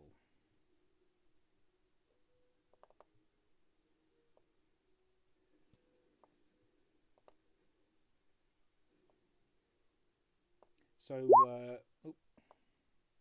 Sorry, I forgot to make my roll. Oh, wow. Okay. Adele is just looking for parts to potentially build a light laborjack, or even heck a nomad, or something along those lines. 1 second, just rolling. You find a repeating long rifle that's missing the ammo wheel and the stock. Would it be possible for us to craft such a thing if we got a forge up and running? Or buy the parts from another store? Or, yeah, you could do that easily, or just hire a gunsmith to repair it. Mon capital? Ask them how much. Again, all of my conversations with Dale are taking place in Leolese, so the gobbers don't understand. Have you been interested in the other things you found, or not? Is there anything else we found that we were interested in, gents? An axe and a sword so far. Oh, a piece of metal that's shaped like your home. Like Bolstoy. She says that actually Vab's not here anymore because Vab is firing up the boilers on her ship. So one of the gobbers looks over the broken rifle that you find and says, 30 gold for that. 30 gold? I think that's a little steep, don't you? I mean, look at this. It's missing its ammo wheel. This thing won't even fire. The cost of repair would be... Well, how much would it actually cost us to repair? Does Adele know? Less than a gold. Oh, okay, fine.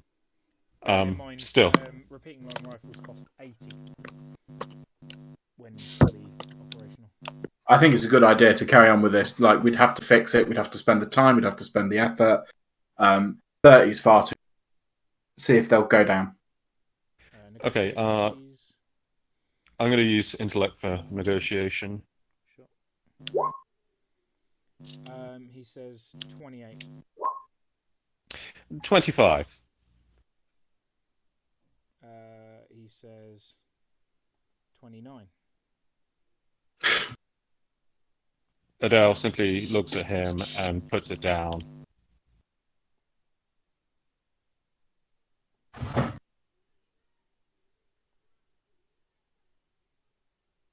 Walks away. That's a shame. The gobber takes the rifle up off the floor where you've left it and moves it to a different pile.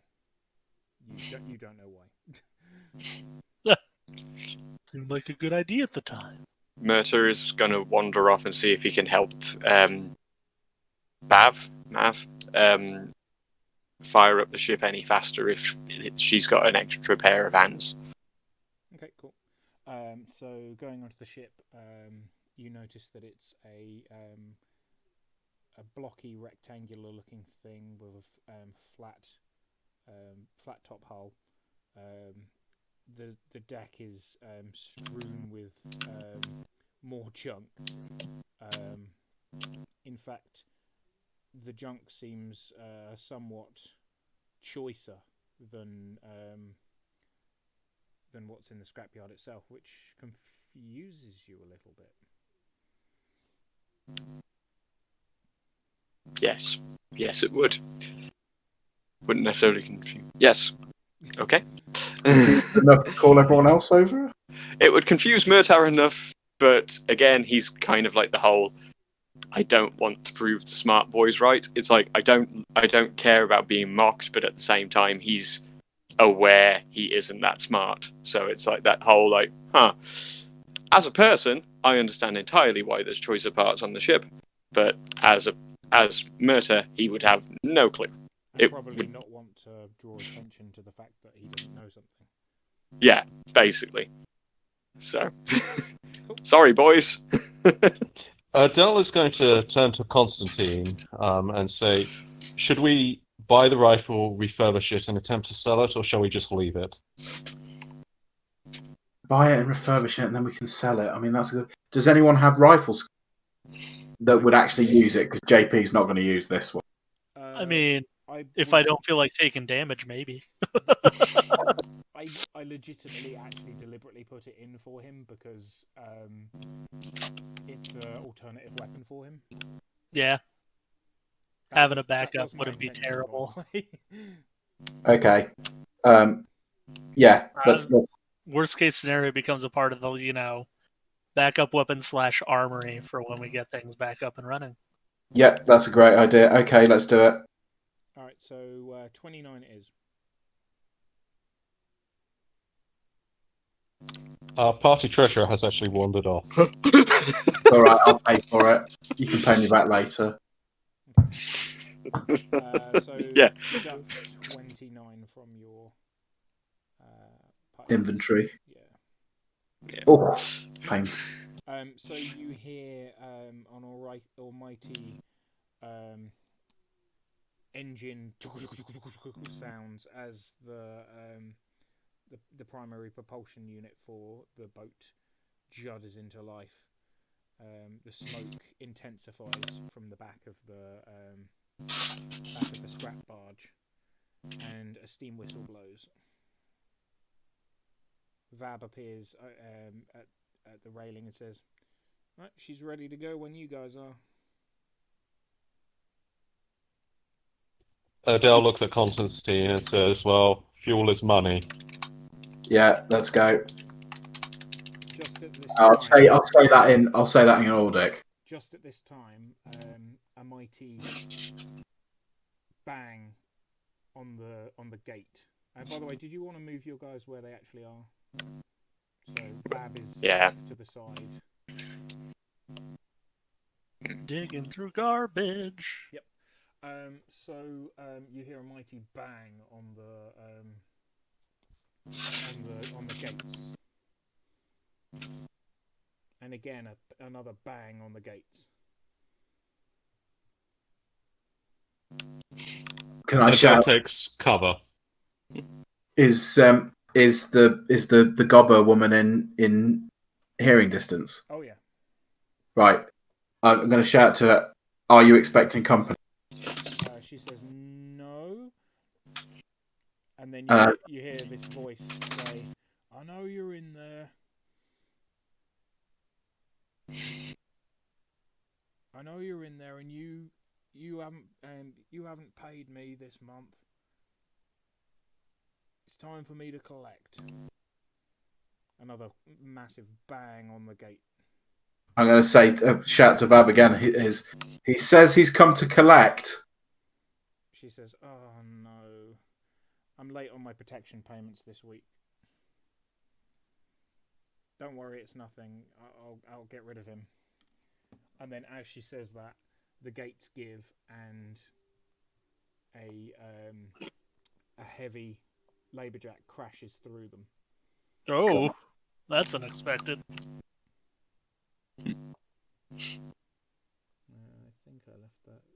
Is this Jack familiar? Is this the question you guys ask every time you see a Jack now? Yep. Hey, we lost some Jacks. Come on. Yep. Didn't we lose Warjacks? You lost Warjacks. This is a Labourjack. Yeah. Fair. Like I mentioned to you guys last episode, the mercenary outfit would not have had Labourjacks. Yeah, okay. Except for perhaps cargo hauling, but it's more efficient to use horses because hauling a long distance, you just wouldn't use warriors. But it's going to become a running gag, Tom. I'm sorry. It just is. Yeah, no, so I'm going to shout back to the gobble woman again and say, "This just got hot." Adele wants to make a mechanical engineering roll to determine the strengths and weaknesses of this heavy labourjack. Sure.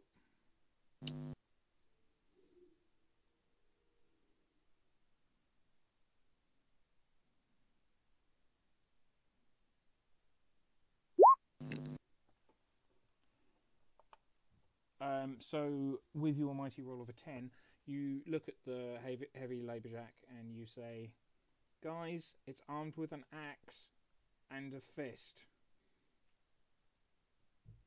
The laberjack that's been retrofitted with an axe. Okay. Well, no, it's just holding it in its hand. Right. Okay. It's not. It doesn't have an axe hand. It's got an axe in its hand. We've got an open fist with an axe. It's got 2 open fists, but one of them is holding a axe. An axe. Cool. Okay. You told us not to worry. We just had this Jack crash through the gates. I am not in a situation where I want my party to get attacked by a Jack. So I'm going to kind of call on everyone to back away from it. Matazia. Yeah, you don't have to tell me twice. The voice from over the fence says, "The time to pay has come due. Now I'm going to take what I'm own by force." Okay. Okay, Adele is going to rush into the shop and is going to try and get the cortex from Tin Boy. Why would you do that? Are you asking in character or out of character? I just if we. So my thought process is, if we can stop this Jack from nicking stuff, right, we're going to be in the good graces of the good lady piloting the boat. If we fight it, sorry, and get a discount or something. Yeah. Whereas if we just nick stuff from her, she's not going to take us on the. I'm not going to steal it from her. I'm going to make sure it's safe because that's the most valuable piece of Tin Boy and probably the most valuable piece in the salvage yard. My thought process is let's hide the expensive stuff. Okay, so I'm going to shout to the gobble lady again. Do you want our help with this? Okay, Colin, make a mechanical engineering roll, please. Okay, I'm going to boost it using soul. This isn't to remove the cortex. Okay. Okay, so you go Dudoy. Oh yeah, that will take me an hour to remove. And by the way, that isn't me fudging the numbers. It's literally in the rulebook that it says to replace a cortex, and that says replace, by the way. So that's taking one out and then putting one in. Takes an hour. So presumably you could take one out in, I don't know, 30 minutes. Yeah, 30 minutes it would take you to. And bearing in mind, a multi-round combat is like a few seconds. Yeah. Okay, new plan. Yeah. So, as I said, I shouted across the wall, "Do you want our help with this?" What does she say? She says, "Yes, please. I'll make it worth your while. Trust me." Okay. I Murtaugh, I would have paid them. I just didn't have the money right now.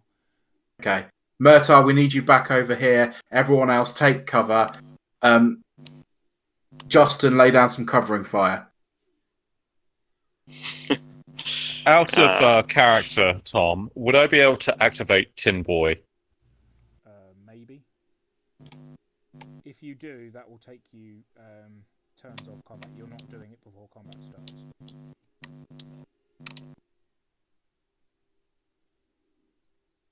Because stoking a furnace is not something that I'm going to let you do in the split second before combat starts. Because we are talking split seconds you have left between what Constantine has just said and combat starting is split seconds. Okay? I guess we're fine. Okay, in that case, Adele is going to yell out, "How much payment is due?" You don't have time for that. In that case, I will prepare my spells. Everyone roll initiative, please. Actually, 1 second before you do. I need to clear the old queue. Sorry. Don't do it yet. Okay.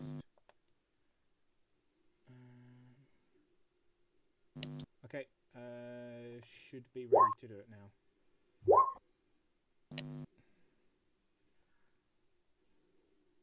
That wasn't even a good roll for me.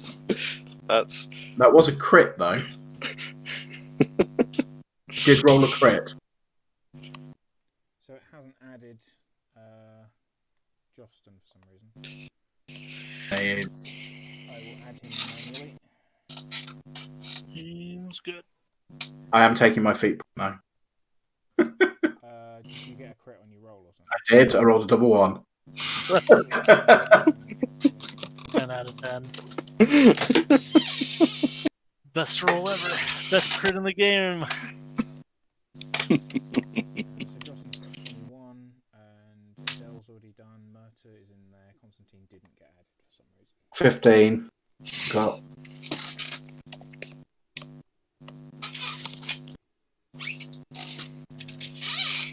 Oh, that's why. 15. Oh, sorry, Tom. Do I still have my souls from the last time? No, they're dissipated at this point. Fair dues. Unless you wanted them swirling around you somewhat. What, so everyone would see? Anyone with any sort of magical inklings would know that you had souls. I thought that you'd deliberately cleared them before the... because you actually had 3 at the end of the last session. I thought that you cleared them to be ready to claim his soul. Is what you cheekily told me. Yeah, I thought I'd let at least one of them go, but yeah, I don't want to be walking around where magic users can see my souls, so... Okay. As part of one of my abilities, Fast Draw, I get to, as a free action before the combat start, as a free quick action before the combat starts, draw my weapons. Yeah, none of the rest of you have actually got your weapons drawn. Yeah. So just bear with me a second. What are these weapons that you speak of? Yeah, true story.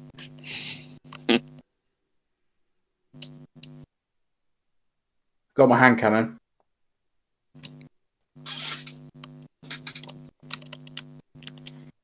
Right. So, quick action, draw my hand cannon. No, that would be in your turn you do that. Right, okay, yeah, fair enough. Yeah. It's like literally one of the reasons I have this ability is just... Yeah, so if I let everybody else draw their weapons for free, I'm basically disincentivizing his character, which isn't... To be fair, it does also give me +2 initiative, which is the main reason I got it. So... Matabozia.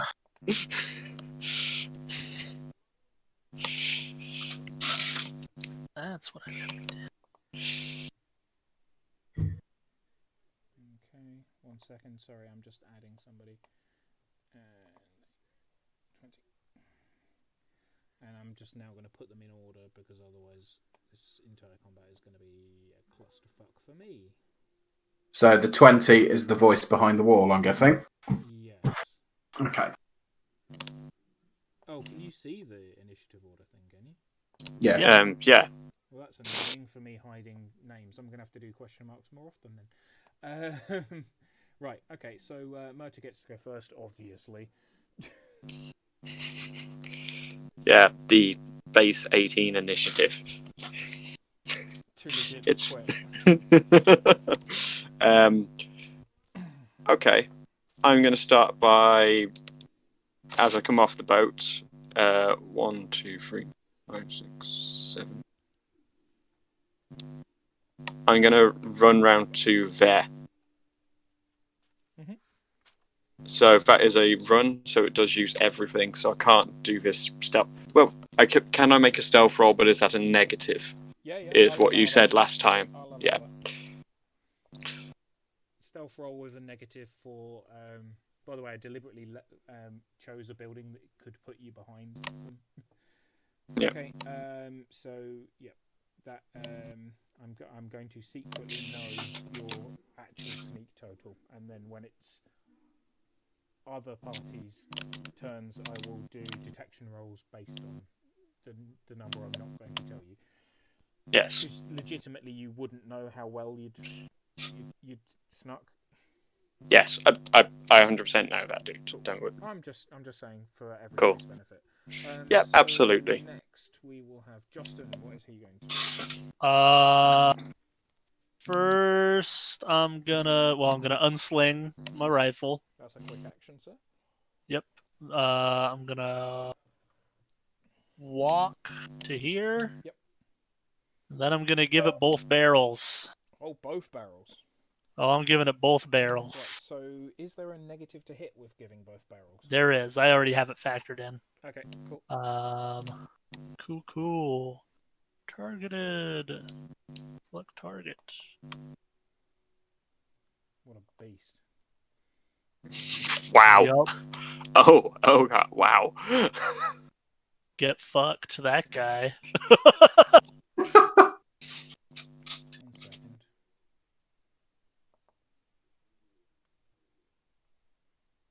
Bear with me. When you can do a POW 18, you do a POW 18. Sweet. It will also get pushed.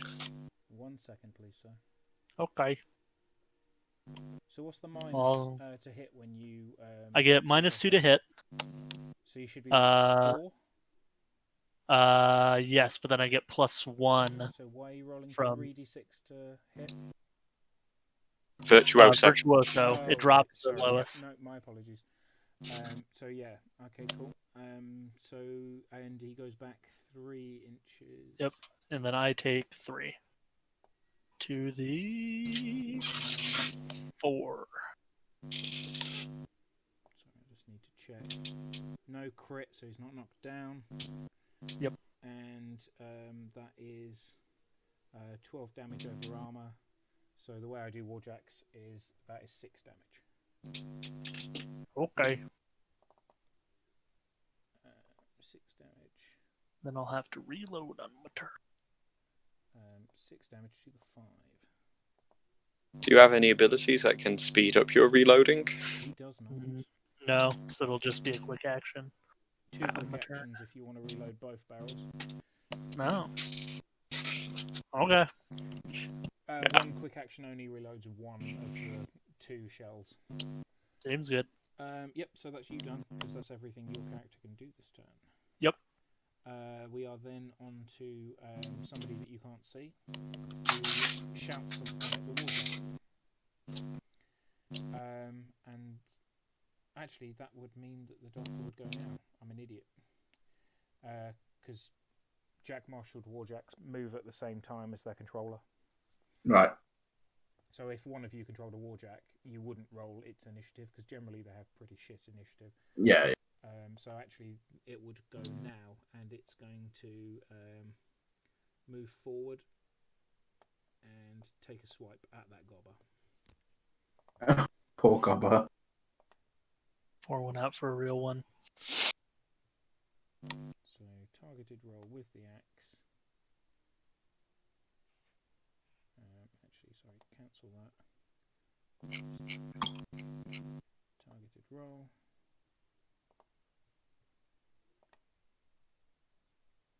And it misses. It will then use its fist. And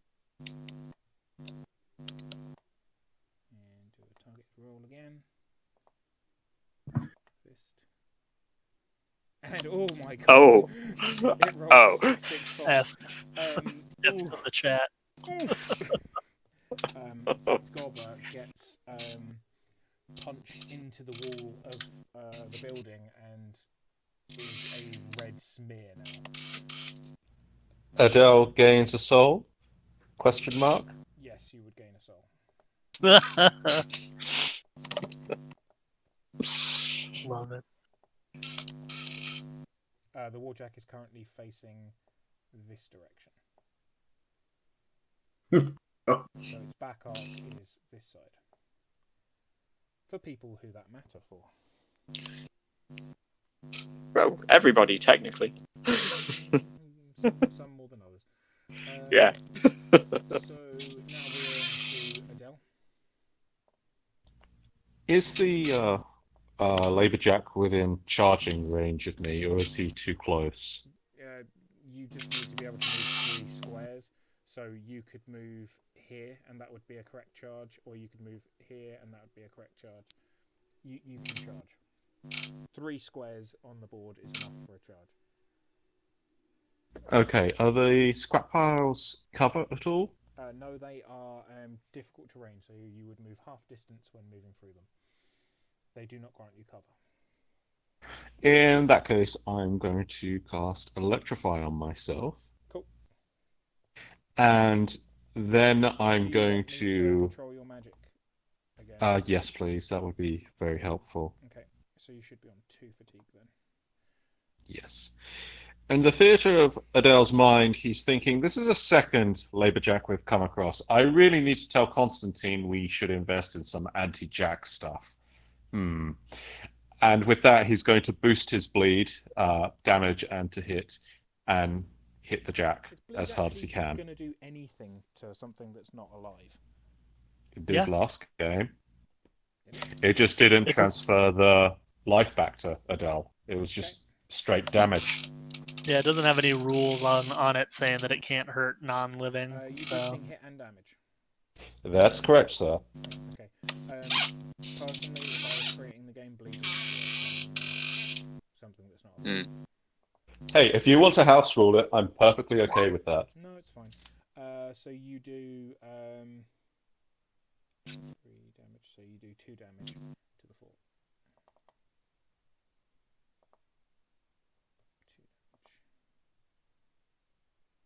2 damage. Okay. Cool. Can I move, or am I done? You can move. You move okay, half speed through rough terrain then. Can I move to there? Is that good? Yeah, that's fine. Perfect. Technically, I fucked up with Johnston earlier because I didn't mention it. Yeah. But... You know everyone's +1/+1, right? Yeah, but he did 3 damage without the +1, so that would be 4 damage. Yeah, no, I'm just for reference, everyone. Yeah. Yeah, I already factored in with mine. Cool. Am I in your command? Where are you? You are not in his command. Cool. I don't know how big his command is, otherwise I would have checked anyway. My command is 54 feet. Really? Yeah. Jesus. Okay. Yes, you are. Yeah, I'm very in command. Your command is big. Well, it's not like we're overcompensating at all. It's bigger than it was last time. Okay. Well, that's because I've got the natural leader ability. So after Adele is Constantine. So you're up, sir. Right. I'm gonna pull out my hand cannon and shoot it. Okay. So do that.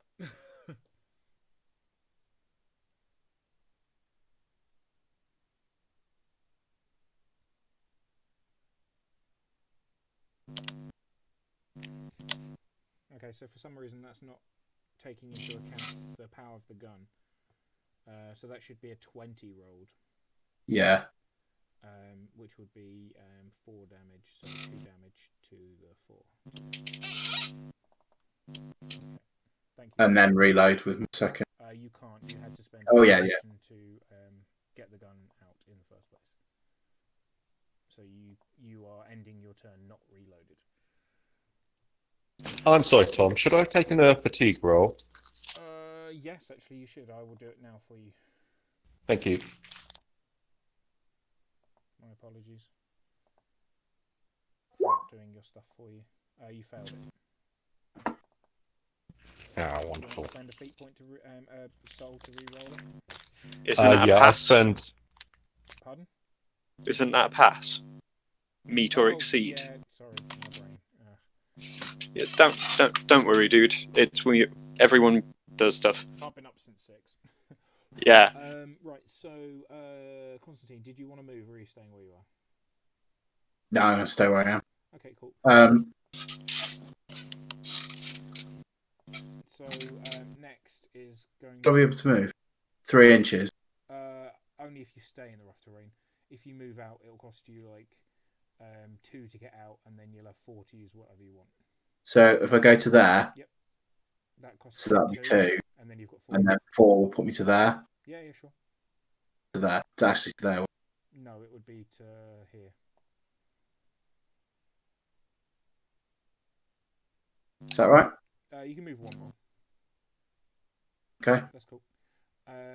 So then we will go with Vab, who runs into the building, and now you can't see her.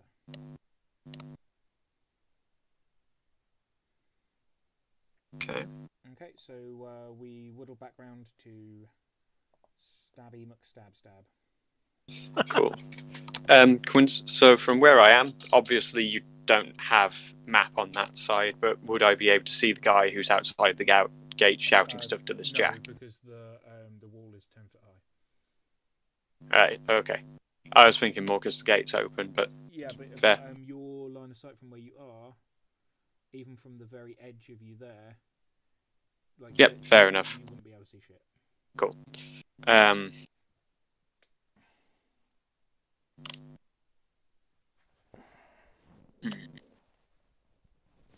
So, out of character, how much would it fuck you up for me to go outside the gate and find the guy? Reasonably, because I don't have a map for outside of there. Cool. I will go after the Jack then. Just because I'll see. I do not believe so, but right. I so can't. I didn't that into your run last time, but I'm going to have to from now on. Okay. 1, 2, 3, 5, 6, 7. So, going round this corner, I factor 7 would get me to there. Yep, that's fine. What, cool. 7 inches in total, or 14 inches? So I was thinking walking, because I'm not sure if these 2 bits count as rough or not. Those 2 little bits would barely count, but so between the 2 of them, they'd cost you. They are 2 spaces, so would normally cost you 2 inches. They will cost you 3 inches. So 3, 4, 5 will get you into this square. 6, 7, 8, 9. So it'll cost you 11 to get into the grass. I was factoring as you move there, then that would be I'd move diagonally across, so that would only. Right. Okay. I missaw how that line bisected. Okay. I guess I spend a feat point to get to double. That works. Because you don't Pathfinder, you can relentless charge, but you. Yeah. So, gonna run across to there. Yep, that works fine. And lay a barrage of attacks into him, which I've just realised I meant to have a backstab roll. I apologise, Tom. So I'm gonna have to add 3 to each of these rolls for my backstab and my intelligence boost from Constantine. Yep. Cool. Because you get +2 because of your Assassin's Blades. Yep. And then you get an additional die because of backstab. Yep. So I'm rolling that as boosted because there isn't an additional die thing. I'm fine with that. Cool. So 1. Yep. And 2. Did you already equate the +3? And 3. I can't add the +3 myself. Okay, that's no worries. So we'll just add 3 to it manually. So the first roll you did a 20. So 23. No, the first roll was a 17. So that would. Right. Yeah, sorry, I've got 20. Yeah. So that would be a 2 damage to the 1. And then the second one is a 23. So that is a 7, which will get taken down to a 4 to the 2. And then the third one is a 21, which is a 5, which goes down to a 3. Okay. I've just noticed one of my attacks would have missed Tom. It was a double 1. Oh. Okay. That would be the high damage one. So the 4 to the 2 would be a miss. Okay. I was checking for crits and noticed and was like, aha, a crit. Oh no, wait, it's a double 1. Yeah. Fuck. So the only reason it looks like it hits is because of your mighty stats. Yeah. Alright, so I've removed that damage. You've still done really well. Yeah. You single-handedly did like the most damage, but second most because Justin did more in one attack. You did more in an activation. Yeah. Right. So brilliant. That sorted. So then we roll round to Justin. Reloading. So you're reloading both of your. Yeah. Cool. Okay. So then you still have movement if you wish to take that. That's true. That because it doesn't really impact anyone else, we're just going to roll round to the next one, which is the Warjack and his controller. So let's get further away. You hear what very much sounds like a retreat order. So 1, 2, 3, 4, 5, 6. He's gone. So the Warjack ran and takes a free strike from Murta as he leaves. Which I don't get my backstrike bonus on, so. Oh shit, I need to put him back on the board for you to be able to do that. Sorry. I got carried away there. Yeah. Funny. So did we agree last week that I do get my backstab or not? Yes, on the. You do. I do get my backstab. Okay. Because it's considered in the back arc for game purposes. I will just put him down next to you. There you go. Itty baby Well, Warjack. it's just because I haven't stretched him out. Yeah. Okay. I hit, but it bounced off. So that would be a 19. Yeah, a 19. So actually, I did do some damage. Yes, Yay! You did 2 damage to the 6. Yay! Murta is not quite as useless against constructs as I thought. How badly damaged does Jack look? It's just ran out of the room. Like it's not in the yard anymore.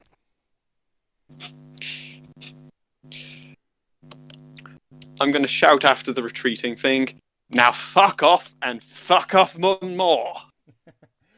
Okay, so combat is end.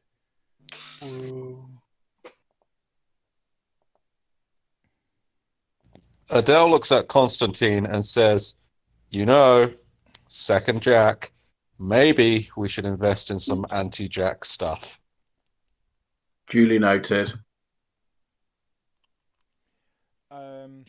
Just in real terms, you did about half. Cool. So another round through with all of us might very well have. Yeah, probably. This is just me like letting you have metagame knowledge, so you don't like shit your pants every time you see one. Yeah. Instead, I'm just mourning the loss of another Cortex. Yeah, that's not how the game works. Remember what I did last campaign? Every time you tried to loot absolutely everything. Oh no! Your final blow on the beast snapped the important, valuable thing in half. You loot-hungry little man.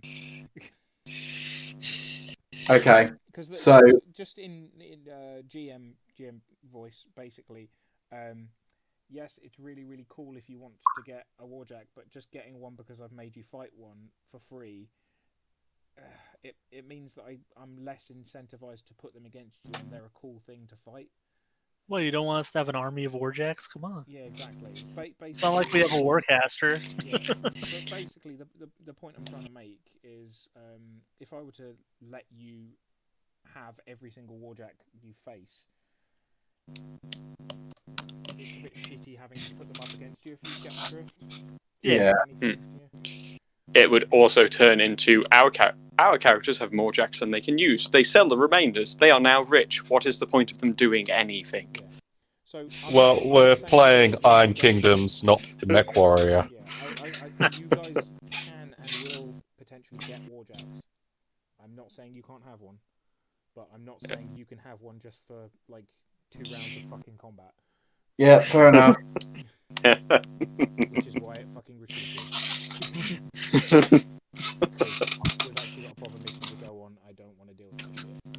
So Vab comes out of the mechanics workshop where she'd been apparently trying to start Tin Boy. Just in case you guys weren't enough to handle it by itself, she kind of wanted to aid assistance in the best way she could. She looks at her the remains of the other goblin and goes, "What the hell happened there?" Jack hit him. Oh, my brother. Idiot. Absolute fool. Murta is completely inappropriately grinning his head off at having thought something that just ran out from him. Yeah. That was that big. He's reveling a bit. So she motions over to her other brother and instructs him to try and scrape up what remains of his brother. She says, "Right, well, a deal's a deal. You guys can have half discount. What you've paid me now, that's all you have to pay me. Let's get this done so I've got enough money to pay them." What about the rifle? You still have to pay for that. In fact, you have paid for it, so it's yours. Yeah, fair enough. She says, if you want it repaired, I can give you a name of somebody that does quality work. Cool. Good to me. So, with your defence of the scrapyard completed, you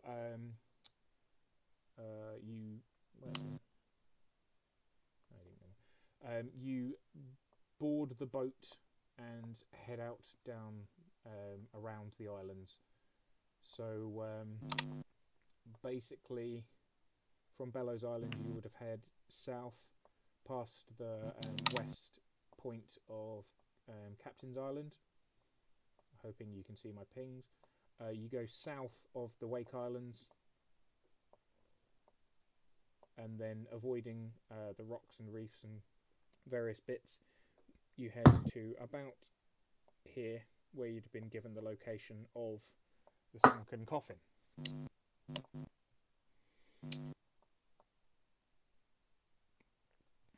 Cool. Is this a good point to take a break and resume in 15? No. Yep, sorry. Yeah, okay. Cool. Absolutely. Cool. And for those of you that are still here, this is the boat. Neat. Perfect. Neat. Also, Tom, I don't expect us to get any cool stuff for a while yet. It's just, Adele. He's always going to be looking at stuff and wishing. More than knowing Adele, I mean you. I don't know what you're talking about. Hungry little monster. I'm just role-playing my character. It's what my character would do. And I'm playing stingy GM. Who says, "You're not going to has." No, you guys can get cool stuff, but just not for free and not super early on. And that's not super broken like that weapon I asked you for. Yeah, you're not having that. I GM made a pact with an infernal to have that weapon removed from the world.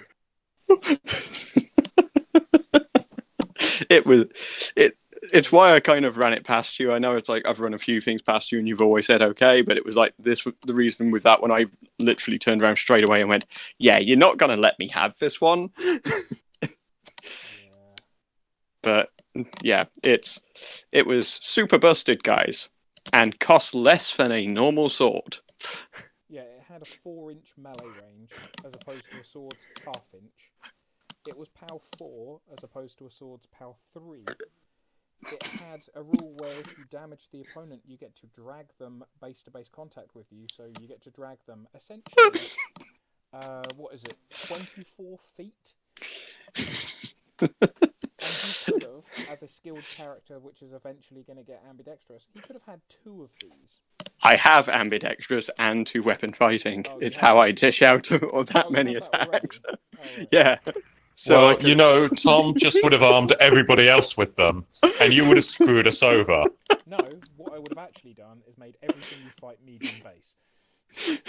Yeah, because you can't drag things that are bigger than you. Anyway, I'm going to be right back. Yeah, same here. Yeah. So the Grey Lanterns will just go on a brief break now. Officially, it's for 15 minutes, which would bring us back at 22:45. Although if everybody's back and ready to go before that, we'll start as soon as. So if somebody could plug in Keyboard Cat to play us all out.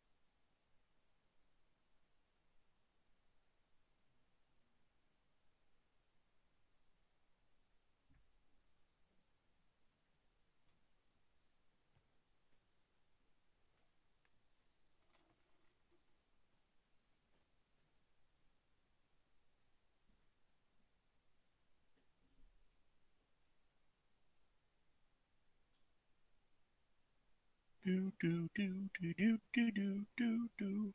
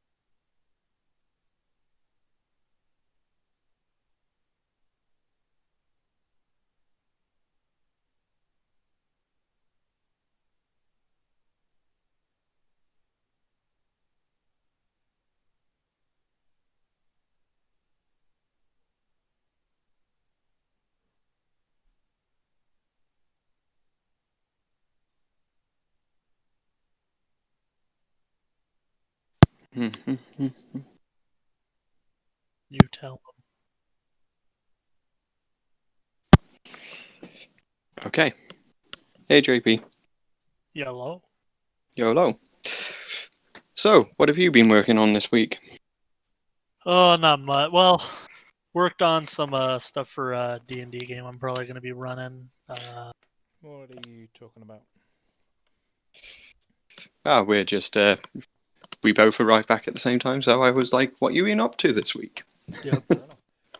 Other than Yeah. work, that's it. I did finally prime some minis today, so we'll see if I actually get any painting done. Yeah. I used to get a lot more of it done when I worked nights and was up all night on the weekends. Oh man. Yeah. Whereas my plan tomorrow is, well, see if I can get a vassal game, but if I can't, then I'm probably going to build my the rest of my butchers Nice. for Guild Ball. Yeah. Um, Sweet, man. I played a it- lot of butchers, even when they were really bad. yeah, they're mid tier at the moment, is what most people seem to think. But I'm still new enough to the game to just kind of go, they seem fun. I wish I had Guild Ball players in my area. Oh, he lives in the UK, so you know. Yeah. There's a few. Yeah. Just a few. It's also I quite enjoy the vassal Guild Ball. It's actually been done really well. Yeah, I hear it works really well, especially since you don't have like 100 models to move around. Oh god, that is like the big, particularly when my main Warmer Hordes army is like 70 models. Yeah, it's nice to turn around and go, I'm gonna play 6 models.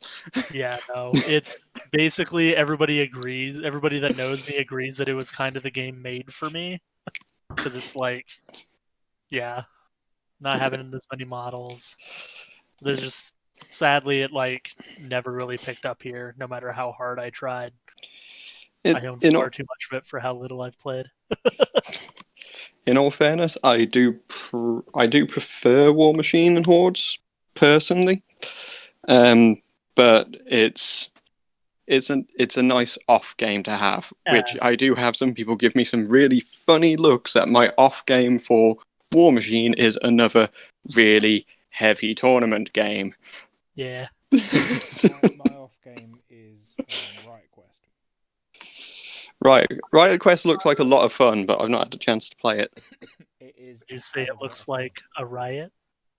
Like the best way I can equate it is the exact polar opposite of the teaser. Yeah. Like the teaser was utter cringe, and I'll be honest, for the year and a bit after the teaser, I thought I am never going to play this game. That game looks like trash. I am never ever going to touch it.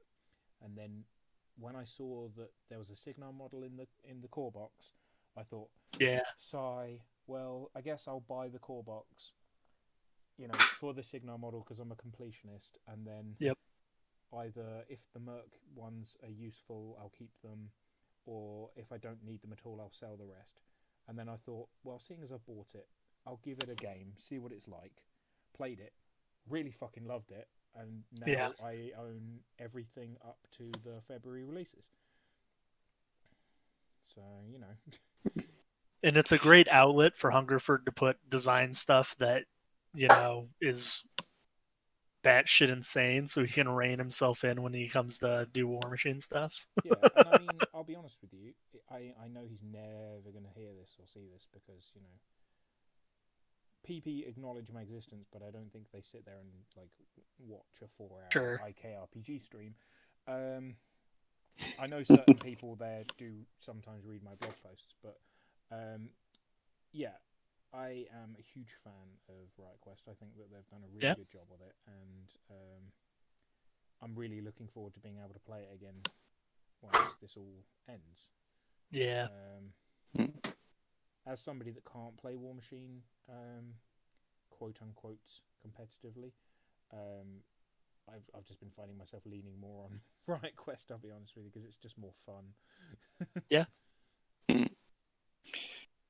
It is nice to just have that one of those games that you can just sit back with and just go, I'm just playing this because I want to enjoy my time playing games. There's less stress. Like, I'll be honest with you, if I go to the club and play a game of War Machine, there is I'm not saying that I get stressed out playing War Machine, because that's not the case. But there is a latent level of stress when I'm playing War Machine that I'm like, oh, well, I have to do this well, and I have to make sure I do the best turn I can, because if not, then I'm providing a shitty game for my opponent, as well as not doing as well as I could do. I understand where you're coming from with that. Like, I can also at times feel a similar like pressure when I play games, partially because we've got the one our meta's like, my meta's just weird. Like, everybody's sort of like, they play.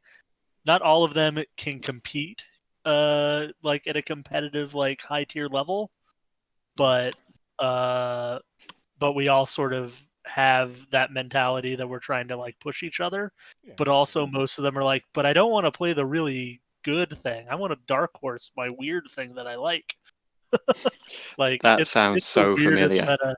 It's just it's the weirdest meta. There If you ever hear Chandler talk about it on Line of Sight, like, the way he describes it is great. Man, I love Line of Sight as a podcast. There's a certain honour being able to dark horse. Yeah. But it's like when I remember sitting down with Zal 1 so much, and everyone's always like, Zal 1, you should totally play Zal 2. And I'm still sat there going, nope, still placing pretty decently. Yeah. I know what you mean with Haley 1. Yeah. Hey, man, your Haley 1 makes me really want to play Haley 1. Like, in all fairness, Haley 1 is fantastic. I know one of our locals, I don't know if he picked up the list from you, but it was a remarkably similar list. Let's put it that way. People, if they're playing Haley 1 Gun Mages, it's probably because they've seen my list or bat reps or people talking about my list, because I started playing it the day that the themes, changed. Back in the February 2017 or whenever it was, when the themes got added, because back before that, Signar had just heavy metal, I think, maybe Storm Division. Yeah. We didn't have much, but nobody did. And then they added like 2 or 3 themes for everybody, and we got given like gun mages, and I was like, cool, I'm gonna stick every gun mage I own into this theme. Yep. At max effort. I think I was actually playing Signar at the time, and I remember those coming out, and I was super, super excited to see the gun mage theme, because my Mark II list was the Kane gun mage list. Oh, the one where and I kind of unlimited. Yeah. That you remember a few weeks ago when you were saying how much Signar stuff you had, and I turned around and said how many gun mages I had? Yep. Yeah, that's why. I literally had more than I could fit in the list. In a bizarre twist of fate, I actually own all the models necessary to play Tom's list. Just because, like, I'd randomly got lots of Signar. I wanted to get bits and pieces for other things. Like and the Hurricane and... Yeah, I got the Hurricane for Kova 1. Yep. And then I was getting rid of some 40k stuff, and the guy was like, I've got this Signar stuff, do you want to trade? I'm like, yeah, sure, why not? So I got all the Hunters and Minutemen I need for what's her name? Sloan. And in that lot, 2 max units of gun mages, which I wanted for Laelies anyway. So but also Black 13th, and also what's the shotgun mage dude? Falk. Yeah. And I got a set of gun ponies for a $5 on eBay. That's pretty impressive. So I was like, yeah. Well, it was the guy. They'd been on there for ages and ages and ages, and I put, that like you can offer a price. I offered a $5 and the guy accepted it. I was like, what? I'm not convinced you meant to do that. But I'm not going to play. Anyway, shall we continue? Yeah. I just wanted to have a chat about the Baston Folks fluff as to why he's got a shotgun. What's that? Baston Folks shotgun. Do you know why he uses a shotgun when all of the gun mages use rifles and pistols? Is he a shitty shot, or is it just because it's a cool prototype that he picked up one day? No, it's whenever he makes a rune shot, he injects so much power into it, the pistols were exploding. So they had to give him a massive gun to cope with the amount of magic. He's actually stronger magically than Kane. In a single shot, yeah. Yeah. Anyway. I remember making a meme when they first shared the concept art for him at that lock and load where they showed like shit tons of stuff, and it was an IKRPG meme where I was basically like, shit, I hope my players don't fucking see this guy. I mean, I won't lie. I would love to play the Arcane Tempest shotgun boy. That would be fun. Can I have a mage lock scattergun? And I'd be like, no. Alrighty. So, chugging along We're on the boat. in your Steam scrap boat, and yes, I did find a generic boat and then added all the scrap to it. There is a giant crane in the middle-ish. Putting yourselves on the boat would be a good idea. Oh, I guess. How Do we have enough downtime while we're on the boat that we heal up a little? You got downtime? Dope. Can we look through? How do we put ourselves on there? You just drag your character on there, basically. Where from? From the PCs section of the journal. So in the journal, there's this Got you. PCs, and you can just drag yourself on. Colin, I think you've gone super quiet again, or is that just me? No, that's not. He's pretty quiet. You are quite quiet, yes. He's just dropped out. Assumably, will drop back in. So, what do I drag from? Still The PC? quite quiet. Yeah, so go to the PCs section, so player characters. Yeah. Your guy should be in there. Yeah. And then you just drag him across onto the screen, and he'll just appear wherever you drop him. I think you have to drag from the name, not the picture. Yeah. Got you. Yeah, there we go. And just put yourself wherever you want to be, and you guys have got plenty of downtime during this. It would be a couple of hours, in fact. Sweet. Hello. Hi there. Yeah, he's still real quiet, so I don't know. We'll just turn you up, I guess. Well, let's have a search around the boat, see what we can find. Yeah, that was my suggestion, but I guess it didn't go through. Yeah, I've now put you to max volume, and I'm just about hearing you, dude. I don't know what to do. I've reconnected to Discord. I can hear you as long as other people don't talk at the same time. That's right, a big Adele ask. is going to release his Gobber Soul. Okay. And when he's searching, I need to narrate that. Okay. So as you release your hold on the soul, it drifts off out of your aura of where it used to swirl around you, and it seems to settle in amongst the scrap as if it is home. Aww. Sorry, you were going to say. Anyway, Adele is going to have a look around, and he's going to slowly work his way over to Vab, and then he's going to have a word with her. Yep, sure. What do you want to say to her? He says, I am really sorry about your brother. This may be inappropriate, but the one who was responsible, if you would like us to take care of him, we are available for hire. She says, I appreciate the gesture. Thank you.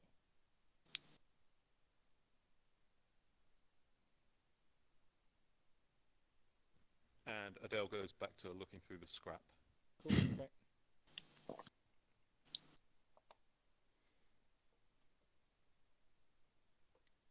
So, are people looking through the scrap? Is that the intention?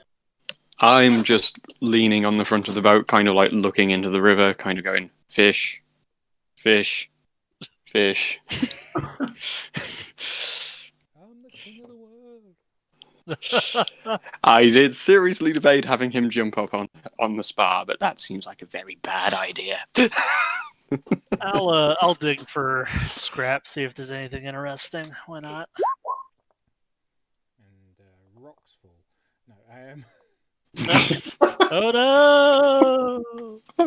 that's a pretty good roll there, Justin. That is a pretty good roll. So you find a broken.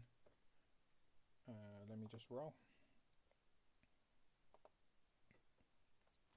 Okay, you find a broken holdout pistol.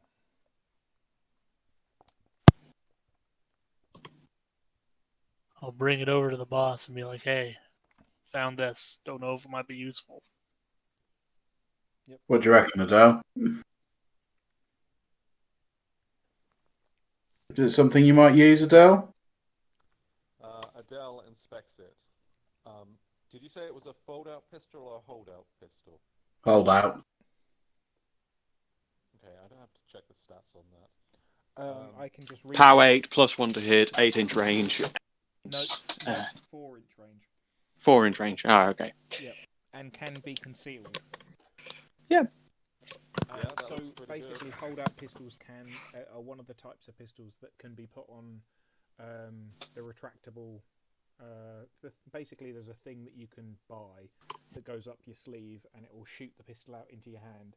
So, you know the benefit that Murta has where he can arm himself for free at the start of the combat? Yeah. Funnily enough, I actually do have a pair of those with daggers in them. Yeah. So basically, that piece of equipment, you can draw that weapon as a free action.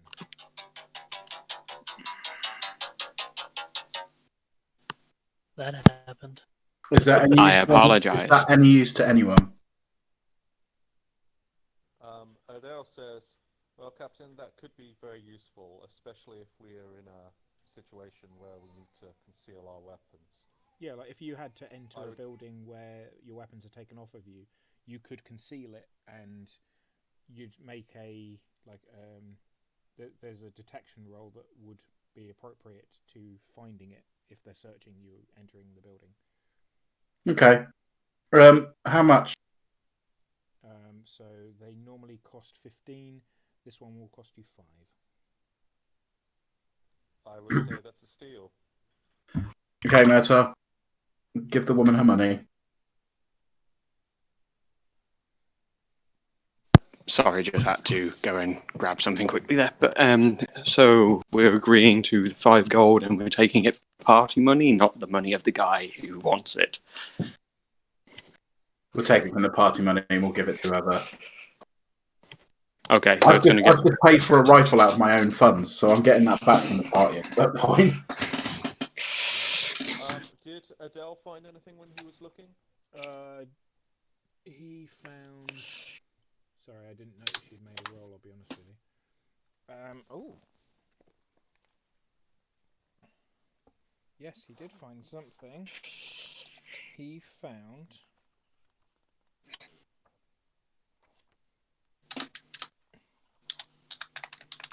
Sorry, my apologies. He found a Caspian battle blade that is completely dulled edge, so it would need reworking. But You need a whetstone. More than just a whetstone. This would need some time under heat and then some hammering, and the core of the weapon is solid, but it needs. It's a pretty good find. I look over at the troll and say, "Hey, how does this strike you?" Could come in handy. Worst case scenario, if someone else needs it in the future. Caspian battle blades, for those that care about the rules of it, great weapon. If handled one-handed, they are a -1 to hit and a POW 4. If handled two-handed, they are no modifier to hit and POW 6. A regular sword is POW 3 for those that are. Yeah. Who would have a Caspian battle blade in general? Sword knights are armed with them. Like the infantry in War Machine. Yeah. They are armed with them. They're just like a standard Signar great weapon. I mean, Caspian being the locale that they're known for, they're not particularly rare. Okay. How much for that? They typically come up at 20. This one will cost 8. Yeah, go on then. I am going to point out that we literally only have 31 gold and 7 silver. If you want to take the 30 gold for the rifle out of this, then don't worry about that for now. Right. Party treasurer's getting uncomfortable. If we retrieve the object we've come here for, we should get a minor payday. We also still have a further 4 gold to take out of the. No, we don't. Is she? Half price. What? Okay. What happened? I was saying that we've got another 4 gold to pay Vab. No, we don't have to pay that. Cool. She waived the fee for you guys protecting her. Yeah. Right, so do we get the rest of the money back if she's waiving it? Okay, so she's waiving the remainder of the... Got it. Okay. So essentially the 5 gold. Yeah. One of them. Yeah, you guys are correct. Should you be successful in this mission, you'll be paid 50 gold. So. Yeah, cool. But I am doing my duty as the party treasurer of keeping on top of that. So, are you also adding armory, Murtagh? I am adding things to the armory as we go. I have not added the broken rifle because someone paid for that out of their own gold, so I expected that to put it in their inventory. Do you wish me to put it in the party armory? Put it in the party armory, yeah. It seems makes sense to put it in the party one because it's non-functional at the minute. Once repaired, I assume that it'll either stay in the party armory, which means it's in the room full of barrels, or it would be given to somebody, in which case it goes on their character sheet. Cool. And that is up to you, and you guys at your discretion. I care not. So is anybody else doing anything on this crazy bar? I've just tried to see if I can find anything, but I'm guessing I haven't. You found a cog. Okay. I guess I will also look for stuff because other than staring at the water, there is not much for Murtagh to do, so he will have a look around for the sake of looking around. Yeah, he's kicking some stuff out of boredom. He stabbed in the foot. Doesn't spot anything particularly interesting to him. Yeah. Is anyone else doing anything? Because you were on this boat for like a couple of hours. Can I keep searching? Yeah, of course you can. Can I look for a bit of rope and a bit of metal in the shape of a dart? So specifically looking for something in particular, I would ask that you make a roll and if you're looking for something specific like that, that will dedicate the rest of your downtime while you're on the ship. Yeah, I can't really think of much else to do, so why not? Okay, do a detection roll, and I will add the hidden modifier that I'm giving you for how long. Cool. I am rolling so well today outside of combat. Actually, given the amount of time you're looking, you do find a length of rope, and you find a piece of metal that would suffice in the shape if given some time with Mac. So you reckon Mac could fashion this into what you plan? Cool. I'll go up to Mav and go, how much for these, bird? She says, a piece of rope and some jagged metal. You can have it. Murtagh smiles like really big and goes, thanks, love, and wanders off and starts. Seeing what you did to that wardrobe, you can have a piece of jagged metal and a rope. He grins and goes, if you need any help with revenging your brother, you'll be surprised how much this bit of rope and bit of metal will help. And walk off. Okay, cool. I've done another search as well. What did you get? Oh, 14. Oh, that's pretty good. Me mensch. Sorry, I had to reach down for my book. My book of many things. So you are quite alarmed. You find a grenade. It looks like, well, you're not quite sure how safe it currently is. Do a quick detection roll or an agility roll. Your choice. The agility would be to throw it away. The detection would be to check it. Okay. Oh, hell. So you think this grenade is fine? Yeah. I'm going to ask Adele if what he reckons. You think it's fine. So why would you ask him if it? Oh, okay. Yeah, you'd be sitting there. Yeah, this grenade's fine. I'm just going to put it back down. Okay. Cool. You put the grenade back down on the deck. Anyone else doing anything? Yeah, I did a protection roll for 11. Okay. So for an 11, you find a bayonet. Nice. Does anyone need a bayonet? Yeah, it's not broken. It's just a bayonet. Bayonets attached to rifles, don't they? They do. Yes. How much? She says 1 gold. Go on then. They normally cost 5, by the way. Yeah, we'll have that. And there's nothing wrong with it. Is Murta being poked again? Yeah. Murta is going to literally turn around and go, right, you do understand we have to pay for food and shit out of this, right? Or are you posh boys so used to just everything being handed to you on a platter that you don't think of this shit? Who you calling posh boy? He turns to you and goes, don't fucking mean you, mate. You've been all right, and you ain't been asking for shit. These two.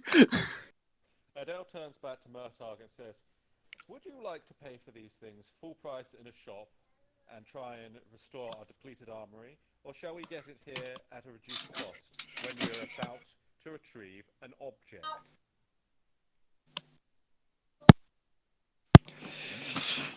He kind of looks at you and goes, that is a fair enough point, but you do need to remember that you need to buy it when you got the money, not when you're fucking worrying, not when you're about to get it. Do you know how many times I fucked up a bounty, or a bounty did something stupid that meant I didn't get the money? These things happen, mate. You gotta think about it. I'm going to hand the good lady Gobber gold from my own pocket just to shut Murtagh up. How much did you have left after character creation, by the way? A lot. Oh, wow. He's an aristocrat. They get shit tons. Yeah. Fair enough. As long as you're keeping track of it, I don't care. Yeah, I am. So cool. Adele is going to inspect the crane and just make sure everything is in working order. Yeah, cool. Mechanical engineering roll, please.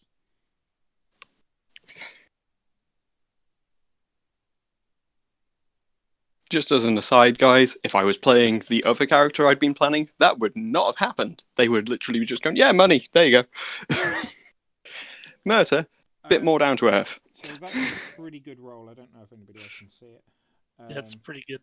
So not bad. You inspect the crane and the diving bell.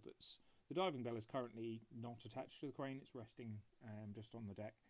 And you're actually quite impressed with the clear maintenance that has been upkept on the crane and the diving bell. They both look to be in sound condition, considering the slapdash nature of the look of the ship in general. Cool. So, who's going down? Murtagh. Was that Murtagh volunteering? No, that was Adele volunteering him. No, it's nice of you to volunteer, Adele. Oh my god, that was harsh. Murta laughs and goes, "I'll go down with him." So Okay. two of you going down. Unless there's a reason you need me on the boat, Captain. No, it's fine. Justin and I can deal with stuff. Okay.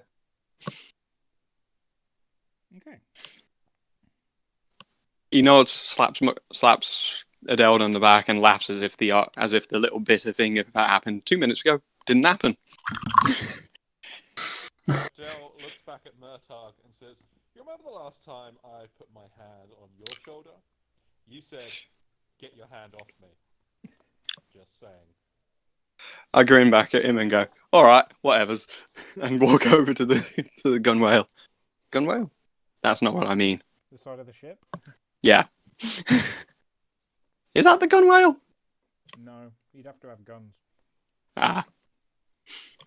Adele begins to take off his armor and looks straight at Constantine and says, "I trust these will be safe with you, Captain." Of course. So, taking off the armor. Is Murta taking off his armor? Okay. As a real world person, I don't actually know this, but Murta might have. Might. It's fairly light armor. Would that actually be a problem to swim in? Anything is a problem to swim in. Yeah. This is the whole. I try to kind of Not meta. play. Yeah. But this is You can make a roll. my character. Yeah, probably. Yeah. It was kind of a thing of, I know he's been on ships, but I don't know if he's actually. Make a streetwise. Yeah. Streetwise seems appropriate, I think. That's pretty good. I like how we are consistently rolling. So, what is your? Does your armor have a modifier? A -1 defense modifier. It has a -1 defense modifier. So you know that it would make it moderate. It would make it a little bit difficult to swim in that. To let you know, it's a -2 to your swimming rolls if you're wearing armor with -1. If your armor is -2 defense, it's -4 to your swimming rolls. And swimming relies on strength. Murta will begrudgingly start taking off the many, many bits of armor that make up his custom battle suit. Are you actually wearing custom battle armor? Yeah. Ah, fair enough.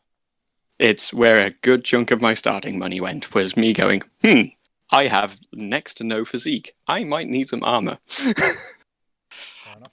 So Alrighty. we're going down Adele and Murtagh, who don't have a great deal of strength. Mhm. Okay. This isn't possibly going to be I a mean, bad you idea. guys volunteered. Yeah, You could have been like, "Hey, buff boy, get in there." I'm sure this will work out fine. Also, does Adele know if there are nasty things lurking in the water? Does he?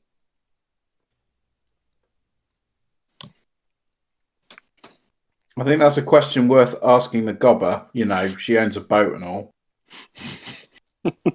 Are any of you going to put that to her? Yeah, I'll put that to Um, Lady Gobber. What dwells in these waters?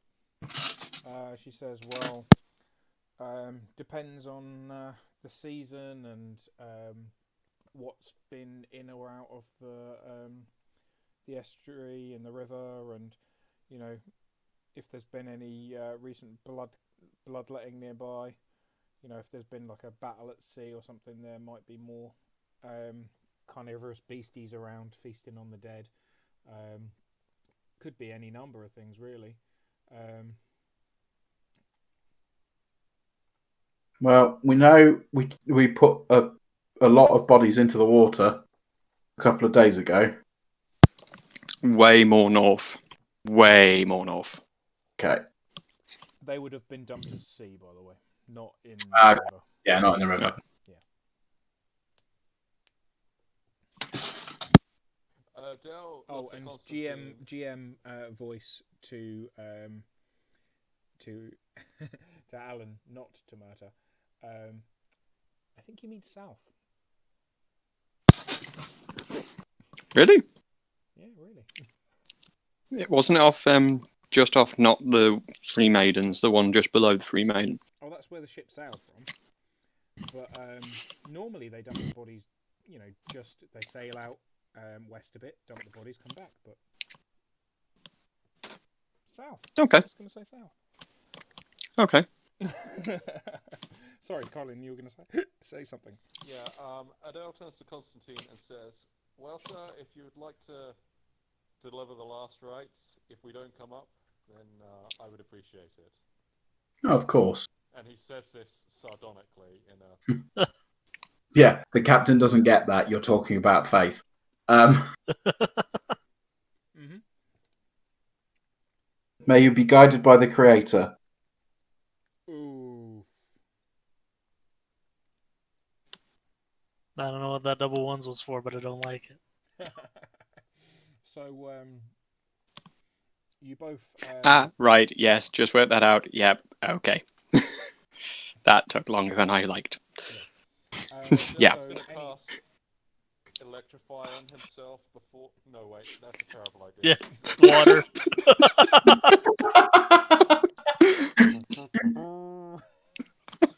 But it's magic lightning. Maybe it works different.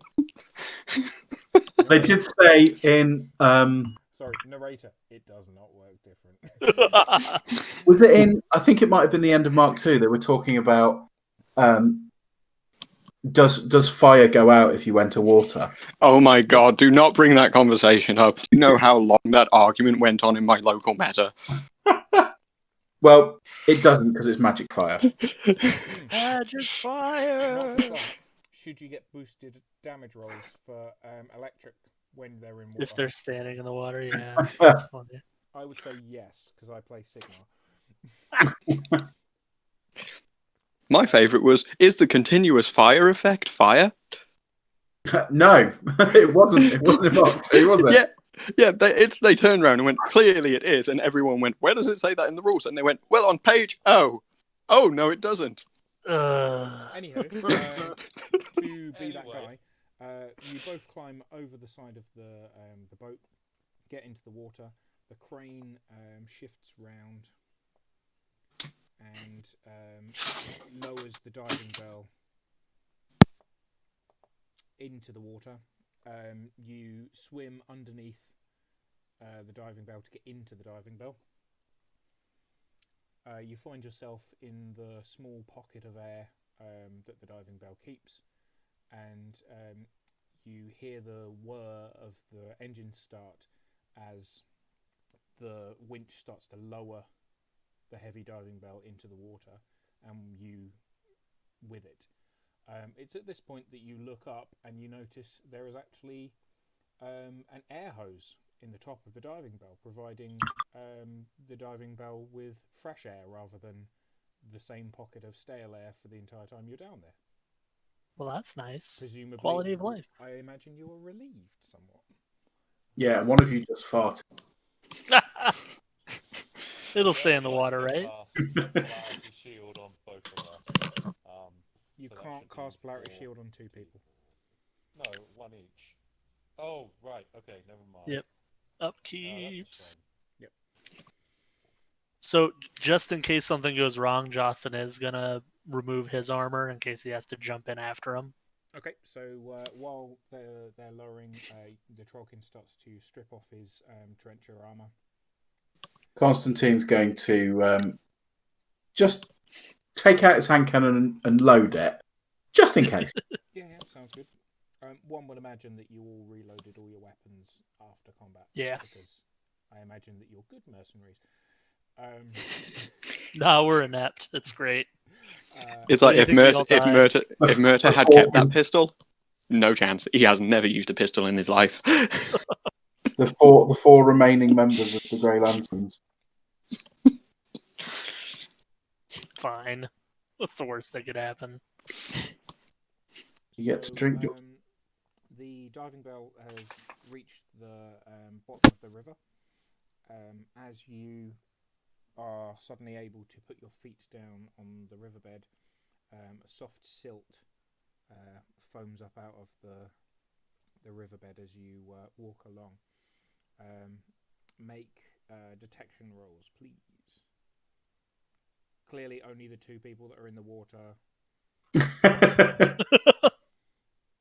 Hey, look, a seagull. Just in case one of you geniuses thinks you can see through the entire river. Ho! Right, show off. I did boost with my last remaining feat point. Oh, you absolute Chad. Although it did only give me a 1. Yeah, a so... Yeah, but it made it so that the last 3 PC rolls have all been 16s. So is it a little bit annoying that it tells you which one was the one that you spent things on? Because if it like when you're rolling in the real world, you don't know which dice to blame. right? Yes. I blame all of them. Let's be fair. They have all failed me. Colin, did you want me to do your roll for you? He's done it. I just rolled a 12. Oh, right, But my thank you. apologies. Adele looks around and through the silty mess that he's kicked up while walking around, he fails to spot anything meaningful. Murta notices what looks like to him to be a drag pattern in the silt that's going down a gentle slope slightly away from you. I'll kind of motion to Adelt, point at the drag pattern and kind of along it. Okay, cool. So, did you want to have a little swim? Yes. Do I need to roll tracking, or is it like super obvious? It's super obvious. Cool. Adele gestures back to the bell, and that's Murtagh and Adele should have a little chat. Yeah, that works. Trying to think if there's... Oh my god, Adele says one word, and that is rope. And he points at the bell, and then he points at the tracks. Oh, you have rope with you to secure the coffin. You're not complete morons, I hope. Gail is assuming we're not stupid. No, I'm assuming Vab's better at her job than you are. I think more what Colin was saying was maybe wrapping rope around the bell. Well, more that we have a guideline so we don't lose the bell and drown. It's fair. Yeah, that Meta will kind of look slightly like what for a moment, and then go, "Oh, right, yeah, that's smart. High five." So, taking a length of rope, you swim out towards the direction of the drag lines. Yeah. Please make strength rolls if you don't have the swimming skill, and swimming rolls if you do have. Yay. Boost my roll.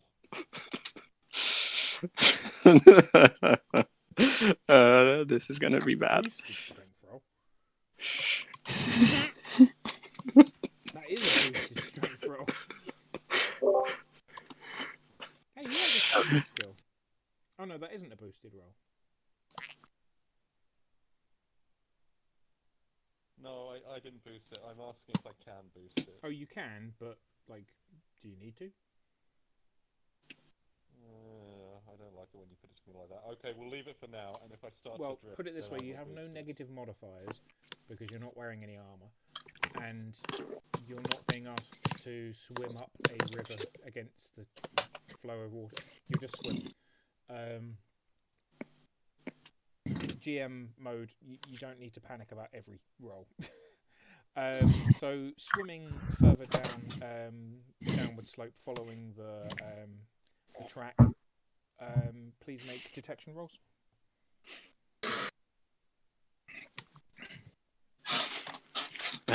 Back to my skills tab. Huh, that wasn't even boosted that time. We were doing so well. Okay, so you spotted the coffin. Neat. I will point to the coffin. You spot an ornate looking coffin with what looks to be some sort of decorations on the top of it, but from this distance you can't tell. Okay. I point out the coffin to Adele. By the way, this mission is the reason why I asked you to wait until the next day, because if you'd have done the duel and things and then tried to do this afterwards, it would be darker when you come to do this. Right. So you're currently out here about midday. Yeah. So, pointing out the coffin, and unless a doubt gives me any reason not to, I'm going to start swimming over to the coffin and attaching a rope to it. Okay. Dale will assist with that. I would like a rope use roll, please. That's writing something down. Yes, that one. Because I know you have it. Oh, there we go. So you secure the 2 ropes that you have, one to each end of the coffin. Yeah. Okay, then Adela's gonna swim back and start. That's a good point. How are we gonna do this? Are we gonna swim back and pull it, or are we gonna actually let them know to start pulling us up? Well, I have a question for you. Did you arrange some sort of signal to let them know that you're done or ready or in danger or anything? Yes, because we're not stupid. We're good I'm mercenaries. gonna have to fucking call you on that, because no, you fucking didn't. Can he make an intelligence check, as it's something his character may have known to do that he didn't necessarily occur to him? He can.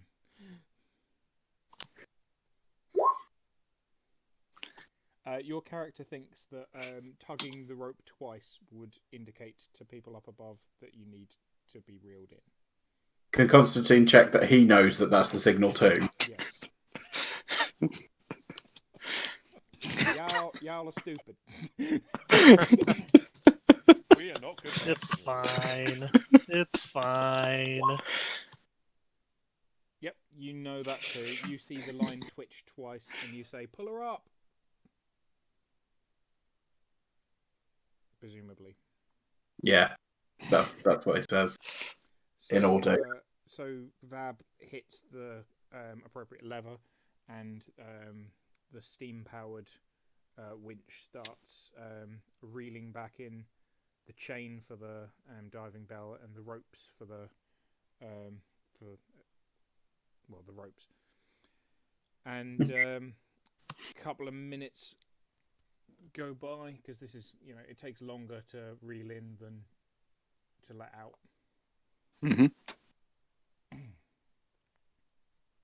So off to the east of you, you hear the sound of gunfire, including what sounds like a heavier weapon, like a cannon.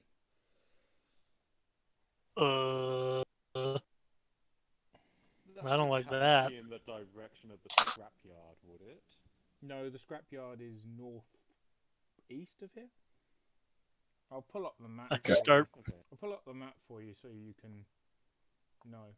So you are currently here.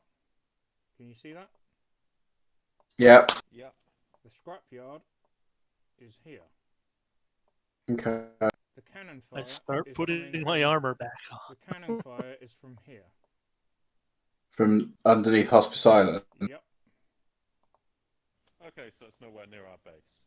No, God. Are we up on the deck yet? No, you're still underwater. I'm gonna draw my weapons.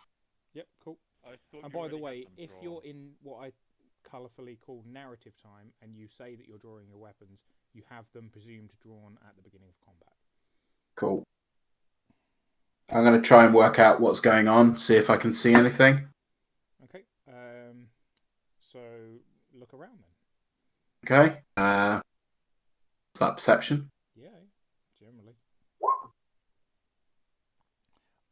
So you can see gunpowder smoke off to the west. And there's nothing. You can't see anything else other than Can't see gunpowder smoke. else. I'm going to ask our good lady host here if she has an eyeglass or binoculars or anything that might aid me seeing what's going on. I'll pull up my scope on my rifle. Excellent. Right, so that I believe the rules for the scope are that it gives you a bonus to perception rolls. I know it gives me an increased range on my weapon. Well, I don't know about the perception roll what I'm thing. going to say is there's rules for an item called a spyglass, and the rules are that it gives you a bonus to perception rolls using the spyglass, and I'm going to count your scope as a spyglass. Okay, seems good. They're essentially the same thing. So you notice what looks like a small merchant vessel firing its guns. There's even people. You can see people up on the deck shouting and pointing into the water. They seem to be firing into the water. They seem to be shooting into the water, boss. Right, let's get them out as quickly as we can. Is there any way to assist in bringing the thing up quicker? You could try hauling on the chain, but you're not sure if that would actually help. Can we ask Thingy? That'll help. Got a good lady face. She says that diving bell is very heavy, by necessity, because it has to sink with a pocket of air.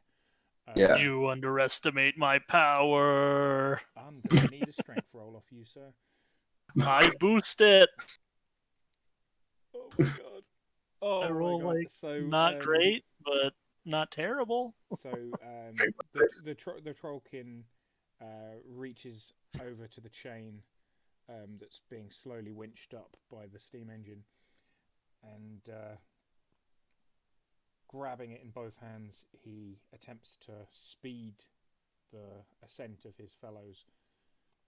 Unfortunately, he pulls the chain up somewhat a little bit, but as soon as he lets go to try and pull up another handful of chain, the weight of the bell just sinks the chain back down to where it would have been before he pulled it.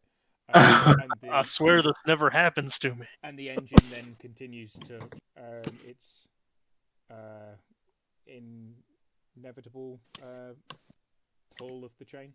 So basically, you pulled it up a little bit, and then it just sunk straight back down as soon as you released your grip a little bit. But on the plus side, you got a crit, so you didn't actually spend a V point on it. That's true. And Constantine got a crit on his 4-2-2. What did I get? I think a man with a +7 strength would have been more effective. You got a crit, apparently. Yeah. Oh, so I did. Cool.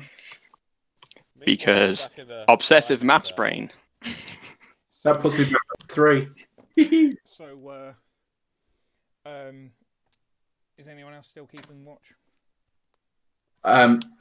Well, like when he's doing that, I'm going to still be looking around, trying to work out what's happening, what's going on. Mm-hmm. I am. If I've been told that they're firing into the water, I'm going to take a pretty good look into the water. Okay. I mean, Adele would be looking around when he's inside the diving bell. Adele would see jack shit inside a diving bell. Yeah. So would he be playing rock, paper, scissors with Murtagh? Well, I don't know what your character would be doing. I was asking Murtagh. he would be teaching Murtagh rock, paper, scissors. I'm going to point out Murtagh's not necessarily stupid. He just is not worldly wise. Well, he did it's somewhere where the concept of a game that isn't horrible. So it's literally like, so games exist. You don't cut. So it's like games. So you're going like rock, paper, scissors, and I'm going. So you don't cut the other person's hand off if you win with scissors. It's like if a win was rock, do I bash you with a rock? Yeah, that kind of thing. So yes. He never chooses paper. Constantine is scanning the area and fails to see anything, but with his scope, Joston looks and can see a wake in the water, that was previously swimming past the merchant vessel and is now heading towards your vessel. It's a fucking crocodile, isn't it? It's a what? I could try to It's a shoot it. crocodile, isn't it? A crocodile. This is seawater. It's not a crocodile. It's a kraken. By the way, just FYI, that's incorrect. There are such things as coastal crocodiles. Are there? Yes. Holy shit. It's nice playing with someone who knows more Iron Kingdoms lore than me. It is really interesting to find out the shit that you don't know. Coastal crocodiles do exist. Excellent. So we've got a coastal crocodile. Brilliant.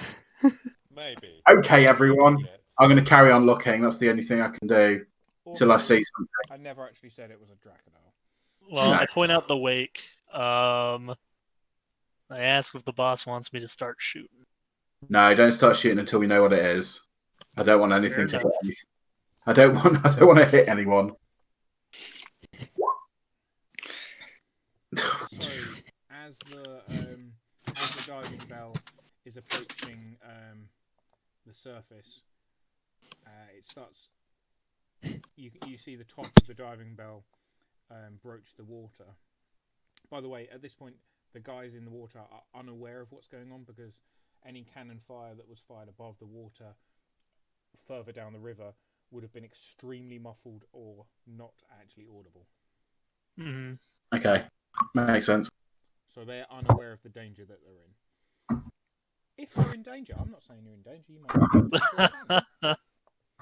So, meanwhile, Adele is trying to go over the fundamentals of rock, paper, scissors with Murtagh. And we've finally reached what a rock is.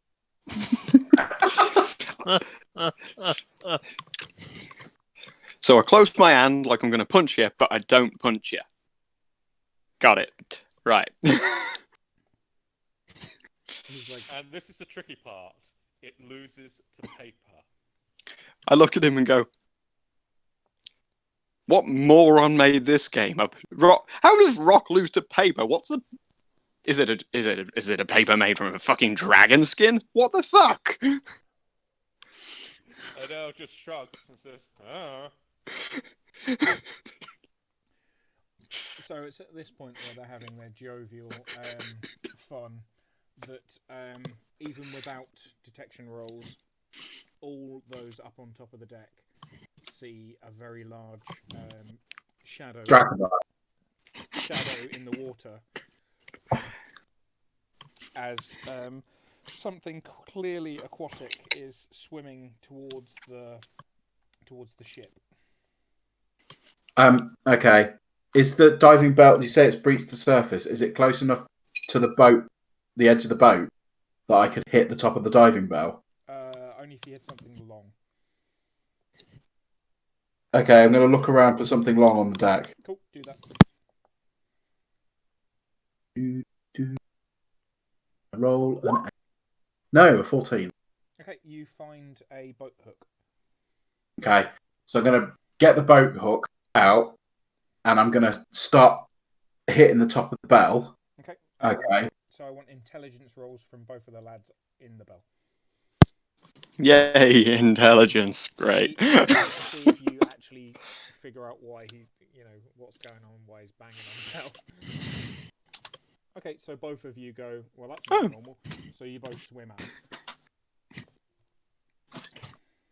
out. Neat. And going to draw my blades since it's like, not normal. First reaction, shink. Interesting, yeah. That's a big fish. Can we get out the water, or are we still in the water? You're still in the water. So I'm going to place you myself because I'm like that. And that's the way it is. So you came out that side, and you came out that side. And where's the wake? Pardon? Where's the wake? You can see it on your screen now. Oh, that's big. Not a crocodile. It's not a crocodile. To be fair, a Dracodile would be bigger than the boat. Nope, that's the size a Dracodile would be. That's huge. Okay. That's 5 squares across, which so the way I'm doing it is 2 squares across is a medium base, 3 squares across is a large base, and 5 squares across is a huge base. Should Jostin be bigger then? Yes, actually, he totally should. I should. That's true. Truer words were never said. There you go. You're a big boy now. This is why. Yay! Sorry, what were you saying? Well, Colin? I said, just for the record, Tom, this is why I don't trust you. We're just going on a nice little boating trip, and wham, sea monster. As I told a couple of you, I actually designed 2 different combats for the scrapyard, and I designed 2 different combats for the boat, depending on how you did things. So I ended up using, obviously, one of the combats there and one of the combats here, but I've got 2 unused combat scenarios that I designed but didn't use because different things happened. I just wanted it to be a bit more reactive. Okay. It also means that you totally have shit to use in the future if you so need. Yes, basically. If what this situation ever comes up again. Mm-hmm. Anywho, so initiative rolls, please. Oh wait, I've got to check if I've cleared it. No, I have not. Johnston's in there for some reason. Right, feel free to roll initiative from now.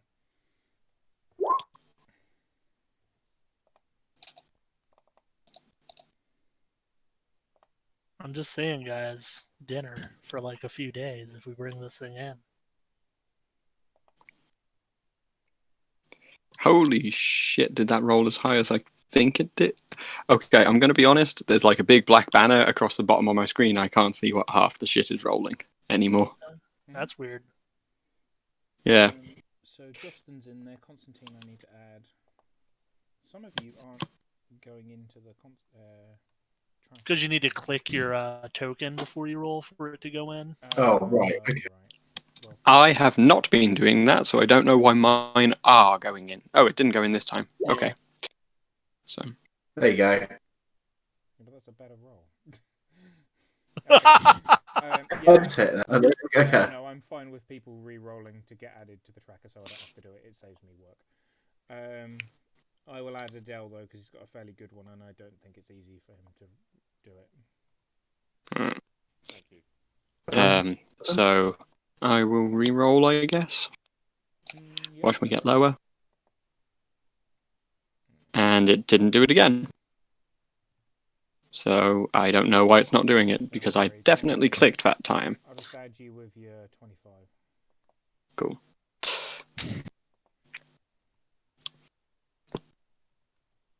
Imagine there's quite different here.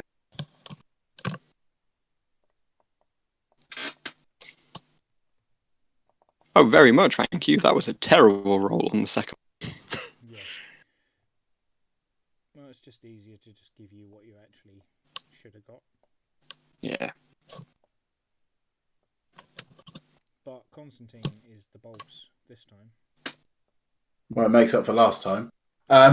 So, Constantine, it is your turn, sir. Okay, so I've already my pistol is already loaded and drawn. Mm-hmm. So I'm going to take aim, and I'm going to account for the fact that this is moving in the water. But I'm going to have a go at shooting it. Yep, sure.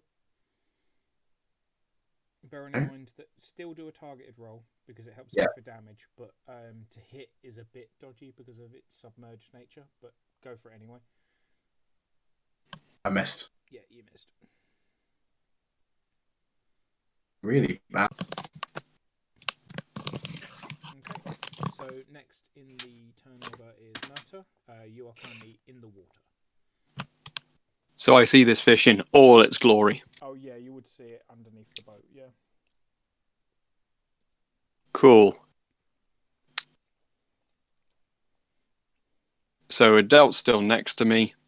He is. Are we armed? Did we take our weapons with us? Murta always checks his weapons, I assume. Yeah, he is always. He wouldn't have his daggers with him; they would still be on the boat because they're kind of built into the spring sheaths in his armor. But he would have taken his assassin's blades with him. So I don't have my daggers, which weirdly against this monster might have been better for me because of anatomical precision, and they give me bonuses to hit. What are you doing? I'm working that out. I'm going to swim in the way of Adeld so that if it has to go. Yes. Okay. It's swimming in the way of Adeld, so if it goes for him, it has to go through me first. Okay. Confused GM noises.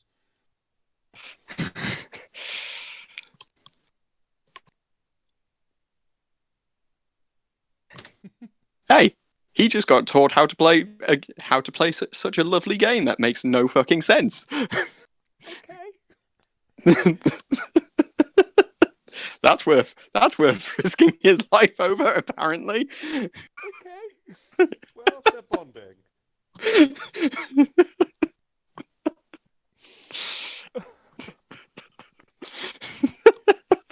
do your things, Alan. Do your things. How fast am I? Actually, I might charge it underwater. Oh my god, Hey. absolute fucking mad lads. 1, 2, 3, 4, 5, 6, 7, 8, 9.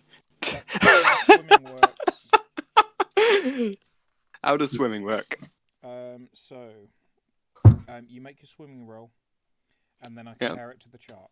8 or less, character cannot move and suffers D3 damage points from choking. Oh God. 9 to 10, character moves 6 feet. 11 to 13, character can move half its speed. 14 or more can move full speed. By the way, that doesn't mean you can charge. That just means you can move. Okay. I wish to change my answer. Murta is going to think carefully about the fact that he is in the water and realise there's fuck all he can do in the water, and then try and climb up the fucking boat. Ding, ding, ding! And then jump off of the boat onto it. Yes, entirely my plan. God. Unless someone wishes to pass me a gun, because I have no ranged weapons. So swimming check and then agility check. Okay. I have no swimming, so that is a strength check for me. Yep, strength check. So that's an 8. Oh crap, I've instantly forgotten what the result is. I think that was the take damage one. I think that was the top end of the take damage. But I will flick open yes, to... that is, you take D3 points of damage for choking. Yay! So, do you want me to roll a D3 for you? I can roll a D3. Okay, cool. Apparently I can't roll a D3, I'm a moron. Okay. I take 1 point of damage to my... I take 1 damage to my 5. Okay. Yay. And that is you done. So now is Adele's turn. Adele would like to use his harpoon gun to shoot up into the crane, and he'd like to grab Murtagh and winch both of them. That is too many things to do in one turn. Ugh. Because you have to draw your gun, which is a quick action. Firing your gun is your combat action. Grabbing Murtagh would be at least a quick action, but you're like 12 feet apart, so no. You can do the harpoon gun bit. Okay, then I'll do the harpoon gun bits. Yep, just roll to hit with your harpoon gun. Okay.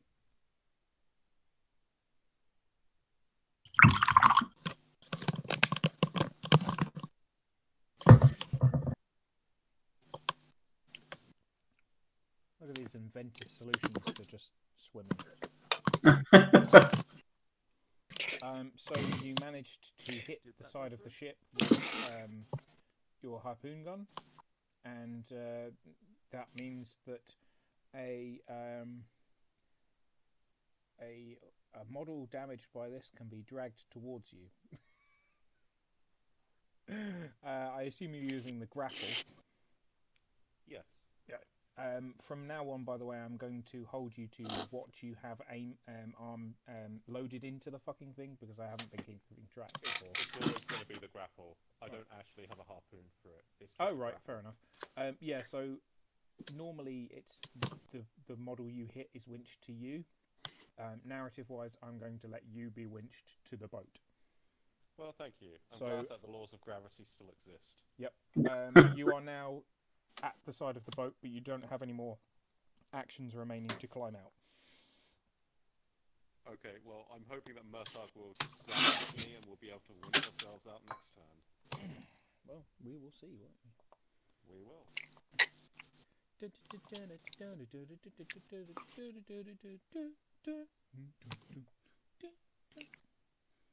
Out of curiosity, can I buy grappling hooks later on just for climbing bonus? No.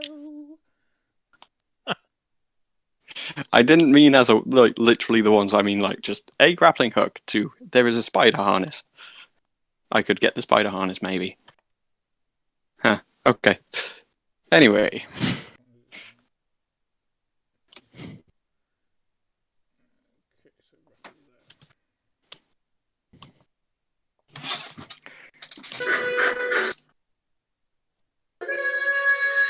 Oh no, it's on the boat.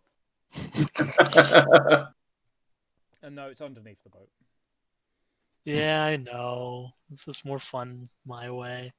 At least for me.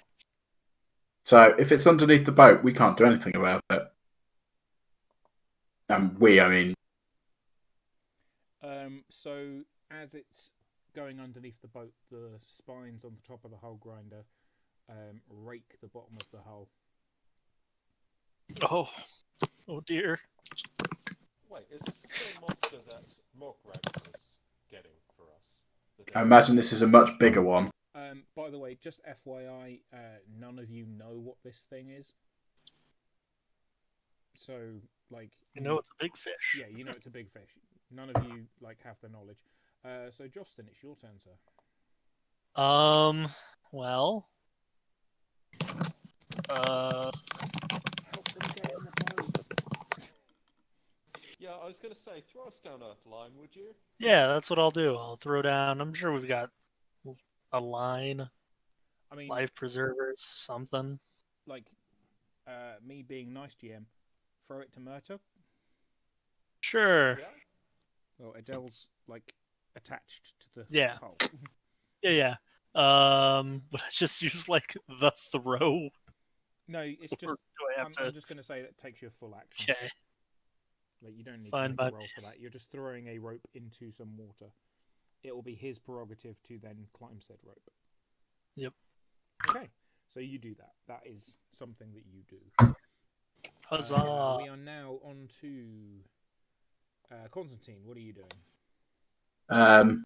Quick action to reload, and I'm going to try and help Adele off his precarious position on the crane. Okay. He's not on the crane, by the way. He fired his grapple onto the edge of the ship. Right, so I'm gonna reach an arm down and grab him, try and lift him back on the ship. You can grab the rope. You can't grab him, but you can help pull up the rope. Yeah, I'll pull up the rope then. Yeah, if you do a strength check for me, and then Murtagh, if you could do a agility roll, please, for your grabbing the rope and climbing it at the same time. Just one roll will do for both actions. Yeah. Okay. So Murtagh, you skillfully managed to climb the entire rope in one action, and Constantine, you managed to pull Adele up enough that it will only take him half of his action to get onto the ship. So, assuming he's before the hull grinder, so you're all going to be on the ship before the hull grinder activates next. At this point, Vab says, "Hold on to your butts. and pulls a lever next to the steam engine that powers the boat. Everyone make an agility roll. Oh no! Hold on to your butts. Wow. Oh God. I rolled surprisingly not bad. I rolled awfully. Yeah, you did. Yeah, you did. Oof. And you're still in armor, aren't you, Constantine? Yeah. Oh shit. Is that all of you rolled? Yeah, brilliant. So Constantine is knocked down and slides 4 spaces, 1, 2, 3, 4, over here, and you're knocked down. Okay, everybody else, you managed to maintain your footing. The lever that Vab pulled has dumped a load of coal and perhaps something else that you're not sure. Somehow she's supercharged the steam plant of this vessel, and it surges forward ahead of where the hull grinder. So the hull grinder was middle part of your ship. It's now behind you in the wake. She starts rapidly turning and steaming off towards the islands to shallower water, with hopes of evading this giant beastie. As I get onto the deck, I will kind of like clap Justin on like his shin or something, as I'm probably not entirely standing upright, going, "Thanks, big guy." Fuck. Anytime. Are we back in narrative time? We are back in narrative time. Okay, because Adele turns to the troll and says, "Right, we need to get the coffin up on deck now." Yeah, it's being dragged behind, by the way. I'll try to help with that. Yeah, I would like a strength roll from 2 of you.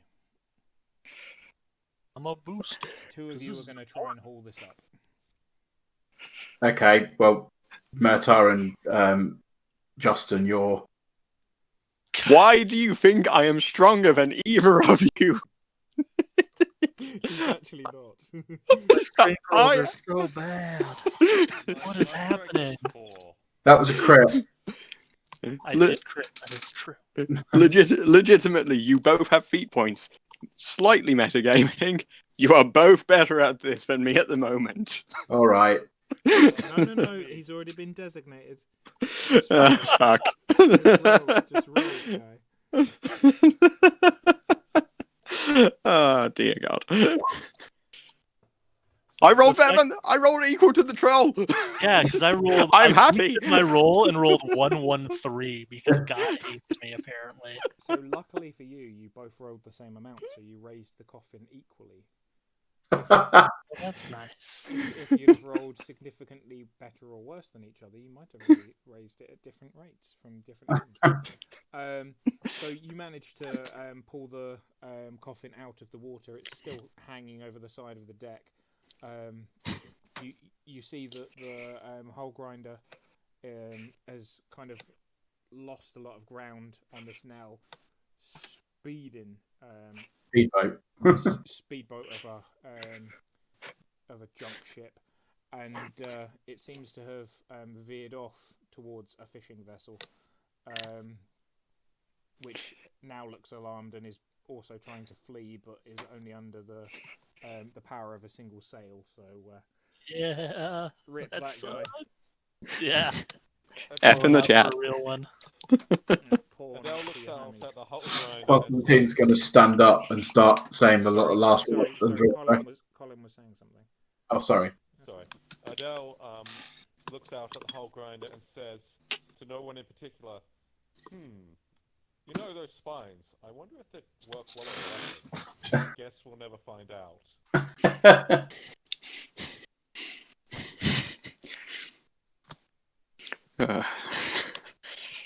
Oh dear. So, as as you sail away from the hull grinder, you continue up and around the islands to get back to Bellows Island, where Vab moors up her ship and pretty much immediately jumps into the water and dives underneath. While this is going on, Adele will have put his armor back on. Oh, cool. Yeah, that makes sense. Yep. Yeah. Murta will have spent a brief amount of time swearing at the big fuck-off fish and then gone and put his armor on. Like, just at the back of the boat, just generally gesturing in its direction. Constantly going to stand himself up and say the last rites for the people on the fishing boat. By the way, as you're sailing away, just before you coast around the edge of the thing, you see the fishing boat take a heavy hit, which puts a big split through the center of its hull, and it quickly goes down with both people on board. There were 2 men on board that leap out and immediately start swimming in opposite directions. One of them immediately gets pulled under. The other one gets pulled under 2 minutes later. Oh. Well, that's depressing. Adele makes a mental note: no more ferries. Yeah. Are you too far away to collect the souls? Yes, he's too far away to collect the souls.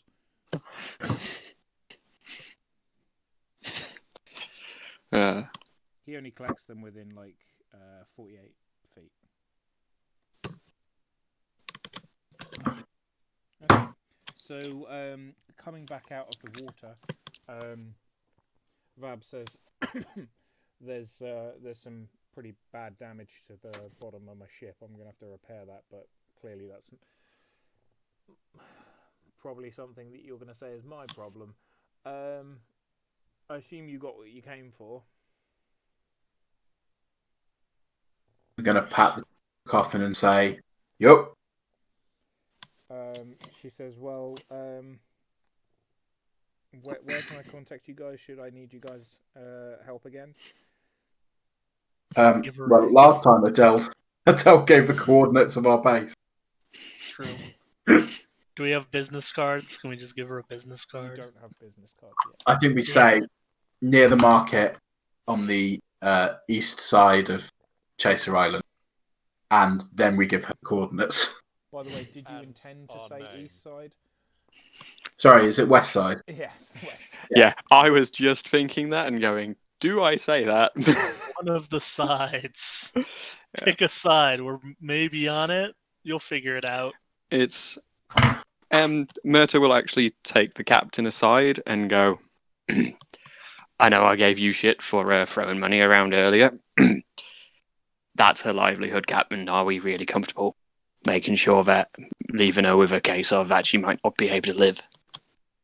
I'm going to talk to Adele and say, can you help with? Yeah, Adele was actually about to offer and says to Vab that the Grey Lanterns don't leave debts unpaid, and he's willing to help patch up her ship. She says, cool. Do you have any ability as a shipwright? No, but we can hand you stuff. She says, I can't even fix this. I'm not a shipwright. Maybe you'll... FYI, mechanical engineering does not mean you can fix a ship. You might be able to fix the boiler, but not the ship. Exactly that. Like, you could totally help patch up the boiler if that had gone during the escapades, but, like, repairing the hull is going to require a dry dock, it's going to require, you know, stuff that you can't do. How's the treasury looking? Right. At the moment, the treasury is 23 gold and 7 silver. Obviously, that's not paid out your gun yet. Yeah, don't worry about that for now. And it also doesn't include the money we're getting from this. A ship would probably cost a fair amount, but it's like She'll be able to repairing ships. I'm going to ask her how much it would cost to fix this ship. How much it's going to cost. She says she has no clue.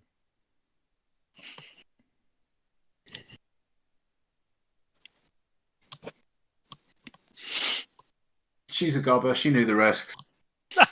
Okay. Do you say that to her, or are you just thinking that? That's what I'm thinking. That's internal monologue. Okay.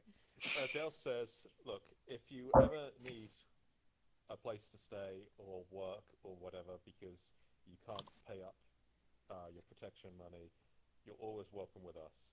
Adele, I want to be the very best. He's collecting NPCs again. Yeah, he loves it. I mean, we do have to rebuild the company somehow, right? Yes, but a company of gobbers is not going to get hired as mercenaries by many people. I do have a penchant for creating gobber NPCs. I'm going to admit. I like making gobber NPCs. That's. Does Fab respond to Adele in any way? She says thanks. I should really get to this, she says. And because we are now pretty much approaching on time, everyone gains 1 EXP from this session. Everyone gains their feat points back. If anyone's injured, you gain your fizz back in health. Yep. So we get 1 EXP. Right. So we should be 5 total? Yeah. So we don't get any bonuses today.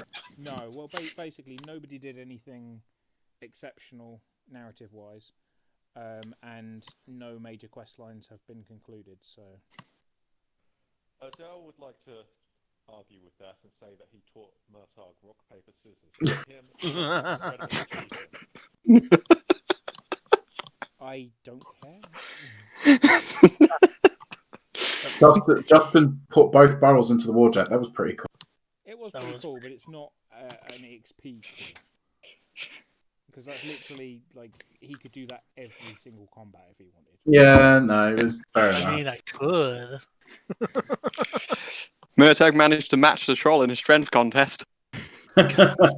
Yeah, I had pretty terrible rolls whenever I tried to roll strength. A thing that presumably I'm really good at. Yeah, I can't speak for you, but as somebody that spent 2 of their level up points at the beginning of the game on strength, yep, I'd be a little bit salty. I mean, it is what it is. He's literally like strength 6. Strength 7. Yeah, strength 7. Oh my days! He is 3 strength. He is 3 strength points higher than me. Yeah. And my 2 strength rolls were 12s, I think. One of them was a 15, but a 15 is a low roll when I boost a strength roll. Yeah. Yeah. It does amuse me where it's like, right, this requires strength. Obviously the troll. Who else? Murtagh. I am not stronger than you, and I'm almost always running low on feat points. This is what happens when you go around beating people up all the time. Just roll double ones all the time like me. It's the thing, you're out of feat points. They're giving you the opportunity to earn feat points. Oh, that's what I should have done. I could have given him one of my feat points. You could have. That actually is true. With that ability that I never use, just like the rest of my military officer abilities, which are making me think that I should probably make some changes. If you wanted to change it to something like Ranger... Yeah, I'm thinking about it. Yeah. Or Soldier? No, but I would say probably do it before the next session. Yeah, no, definitely. Because, like, you guys already have a military officer, so it's, like, unless you... Yep. I'm not saying you have to. Like, you can stay military officer if you want, but, like... yeah, I just noticed this session how little I was using any of that stuff. Yeah, no, it's cool. So... Yeah, go back through and thoroughly edit your character. Yeah. The start of next week... Well, either soldier or rifleman or something. I don't know. We'll figure it out. Personally, I would prefer it be something a little bit more narrative-y, so not, like, trencher soldier or trencher rifleman. Like Sure. if it was like explorer or scout or something like that, it adds Well, a bit more utility. Because I'm a trencher, it has to. I am very limited on. No, you're not. Okay, if you're saying I don't need to be. No, you're not. Well, trencher specifically has a but, career thing. But if you're saying it's okay, I'm fine. I didn't read that bit. Just run it past me and like send me a message. Okay, seems good. Just like I didn't read that bit. Fair. Yeah, because otherwise it's military officer or ranger. I mean, ranger's fine. Like, and it fits express crew as well. Yeah. It's entirely up to you. Like if you really go, no, I want rifleman. Take rifleman. I'm just letting you know that. Well, the stuff I'd probably want from it, I can get from Ranger anyway, so it'll probably end up being Ranger. Yeah, but like I say, I don't want to tell you what you can and can't pick. So if your heart is set on rifleman, pick rifleman. But I'm just letting you know that like you'll have less stuff that you can do outside of combat. Yeah. But the choice ultimately is entirely yours. So, how did you guys find this session? Oh, sorry. Cut-off point for changing things from now on is next session. Seems good. So, I'm pretty happy with my character. It's like literally the only thing I changed was like straight after the first session is cool. I am literally wielding 2 weapons all the time. I am switching to be able to do that. Yeah. So. Sorry, Colin.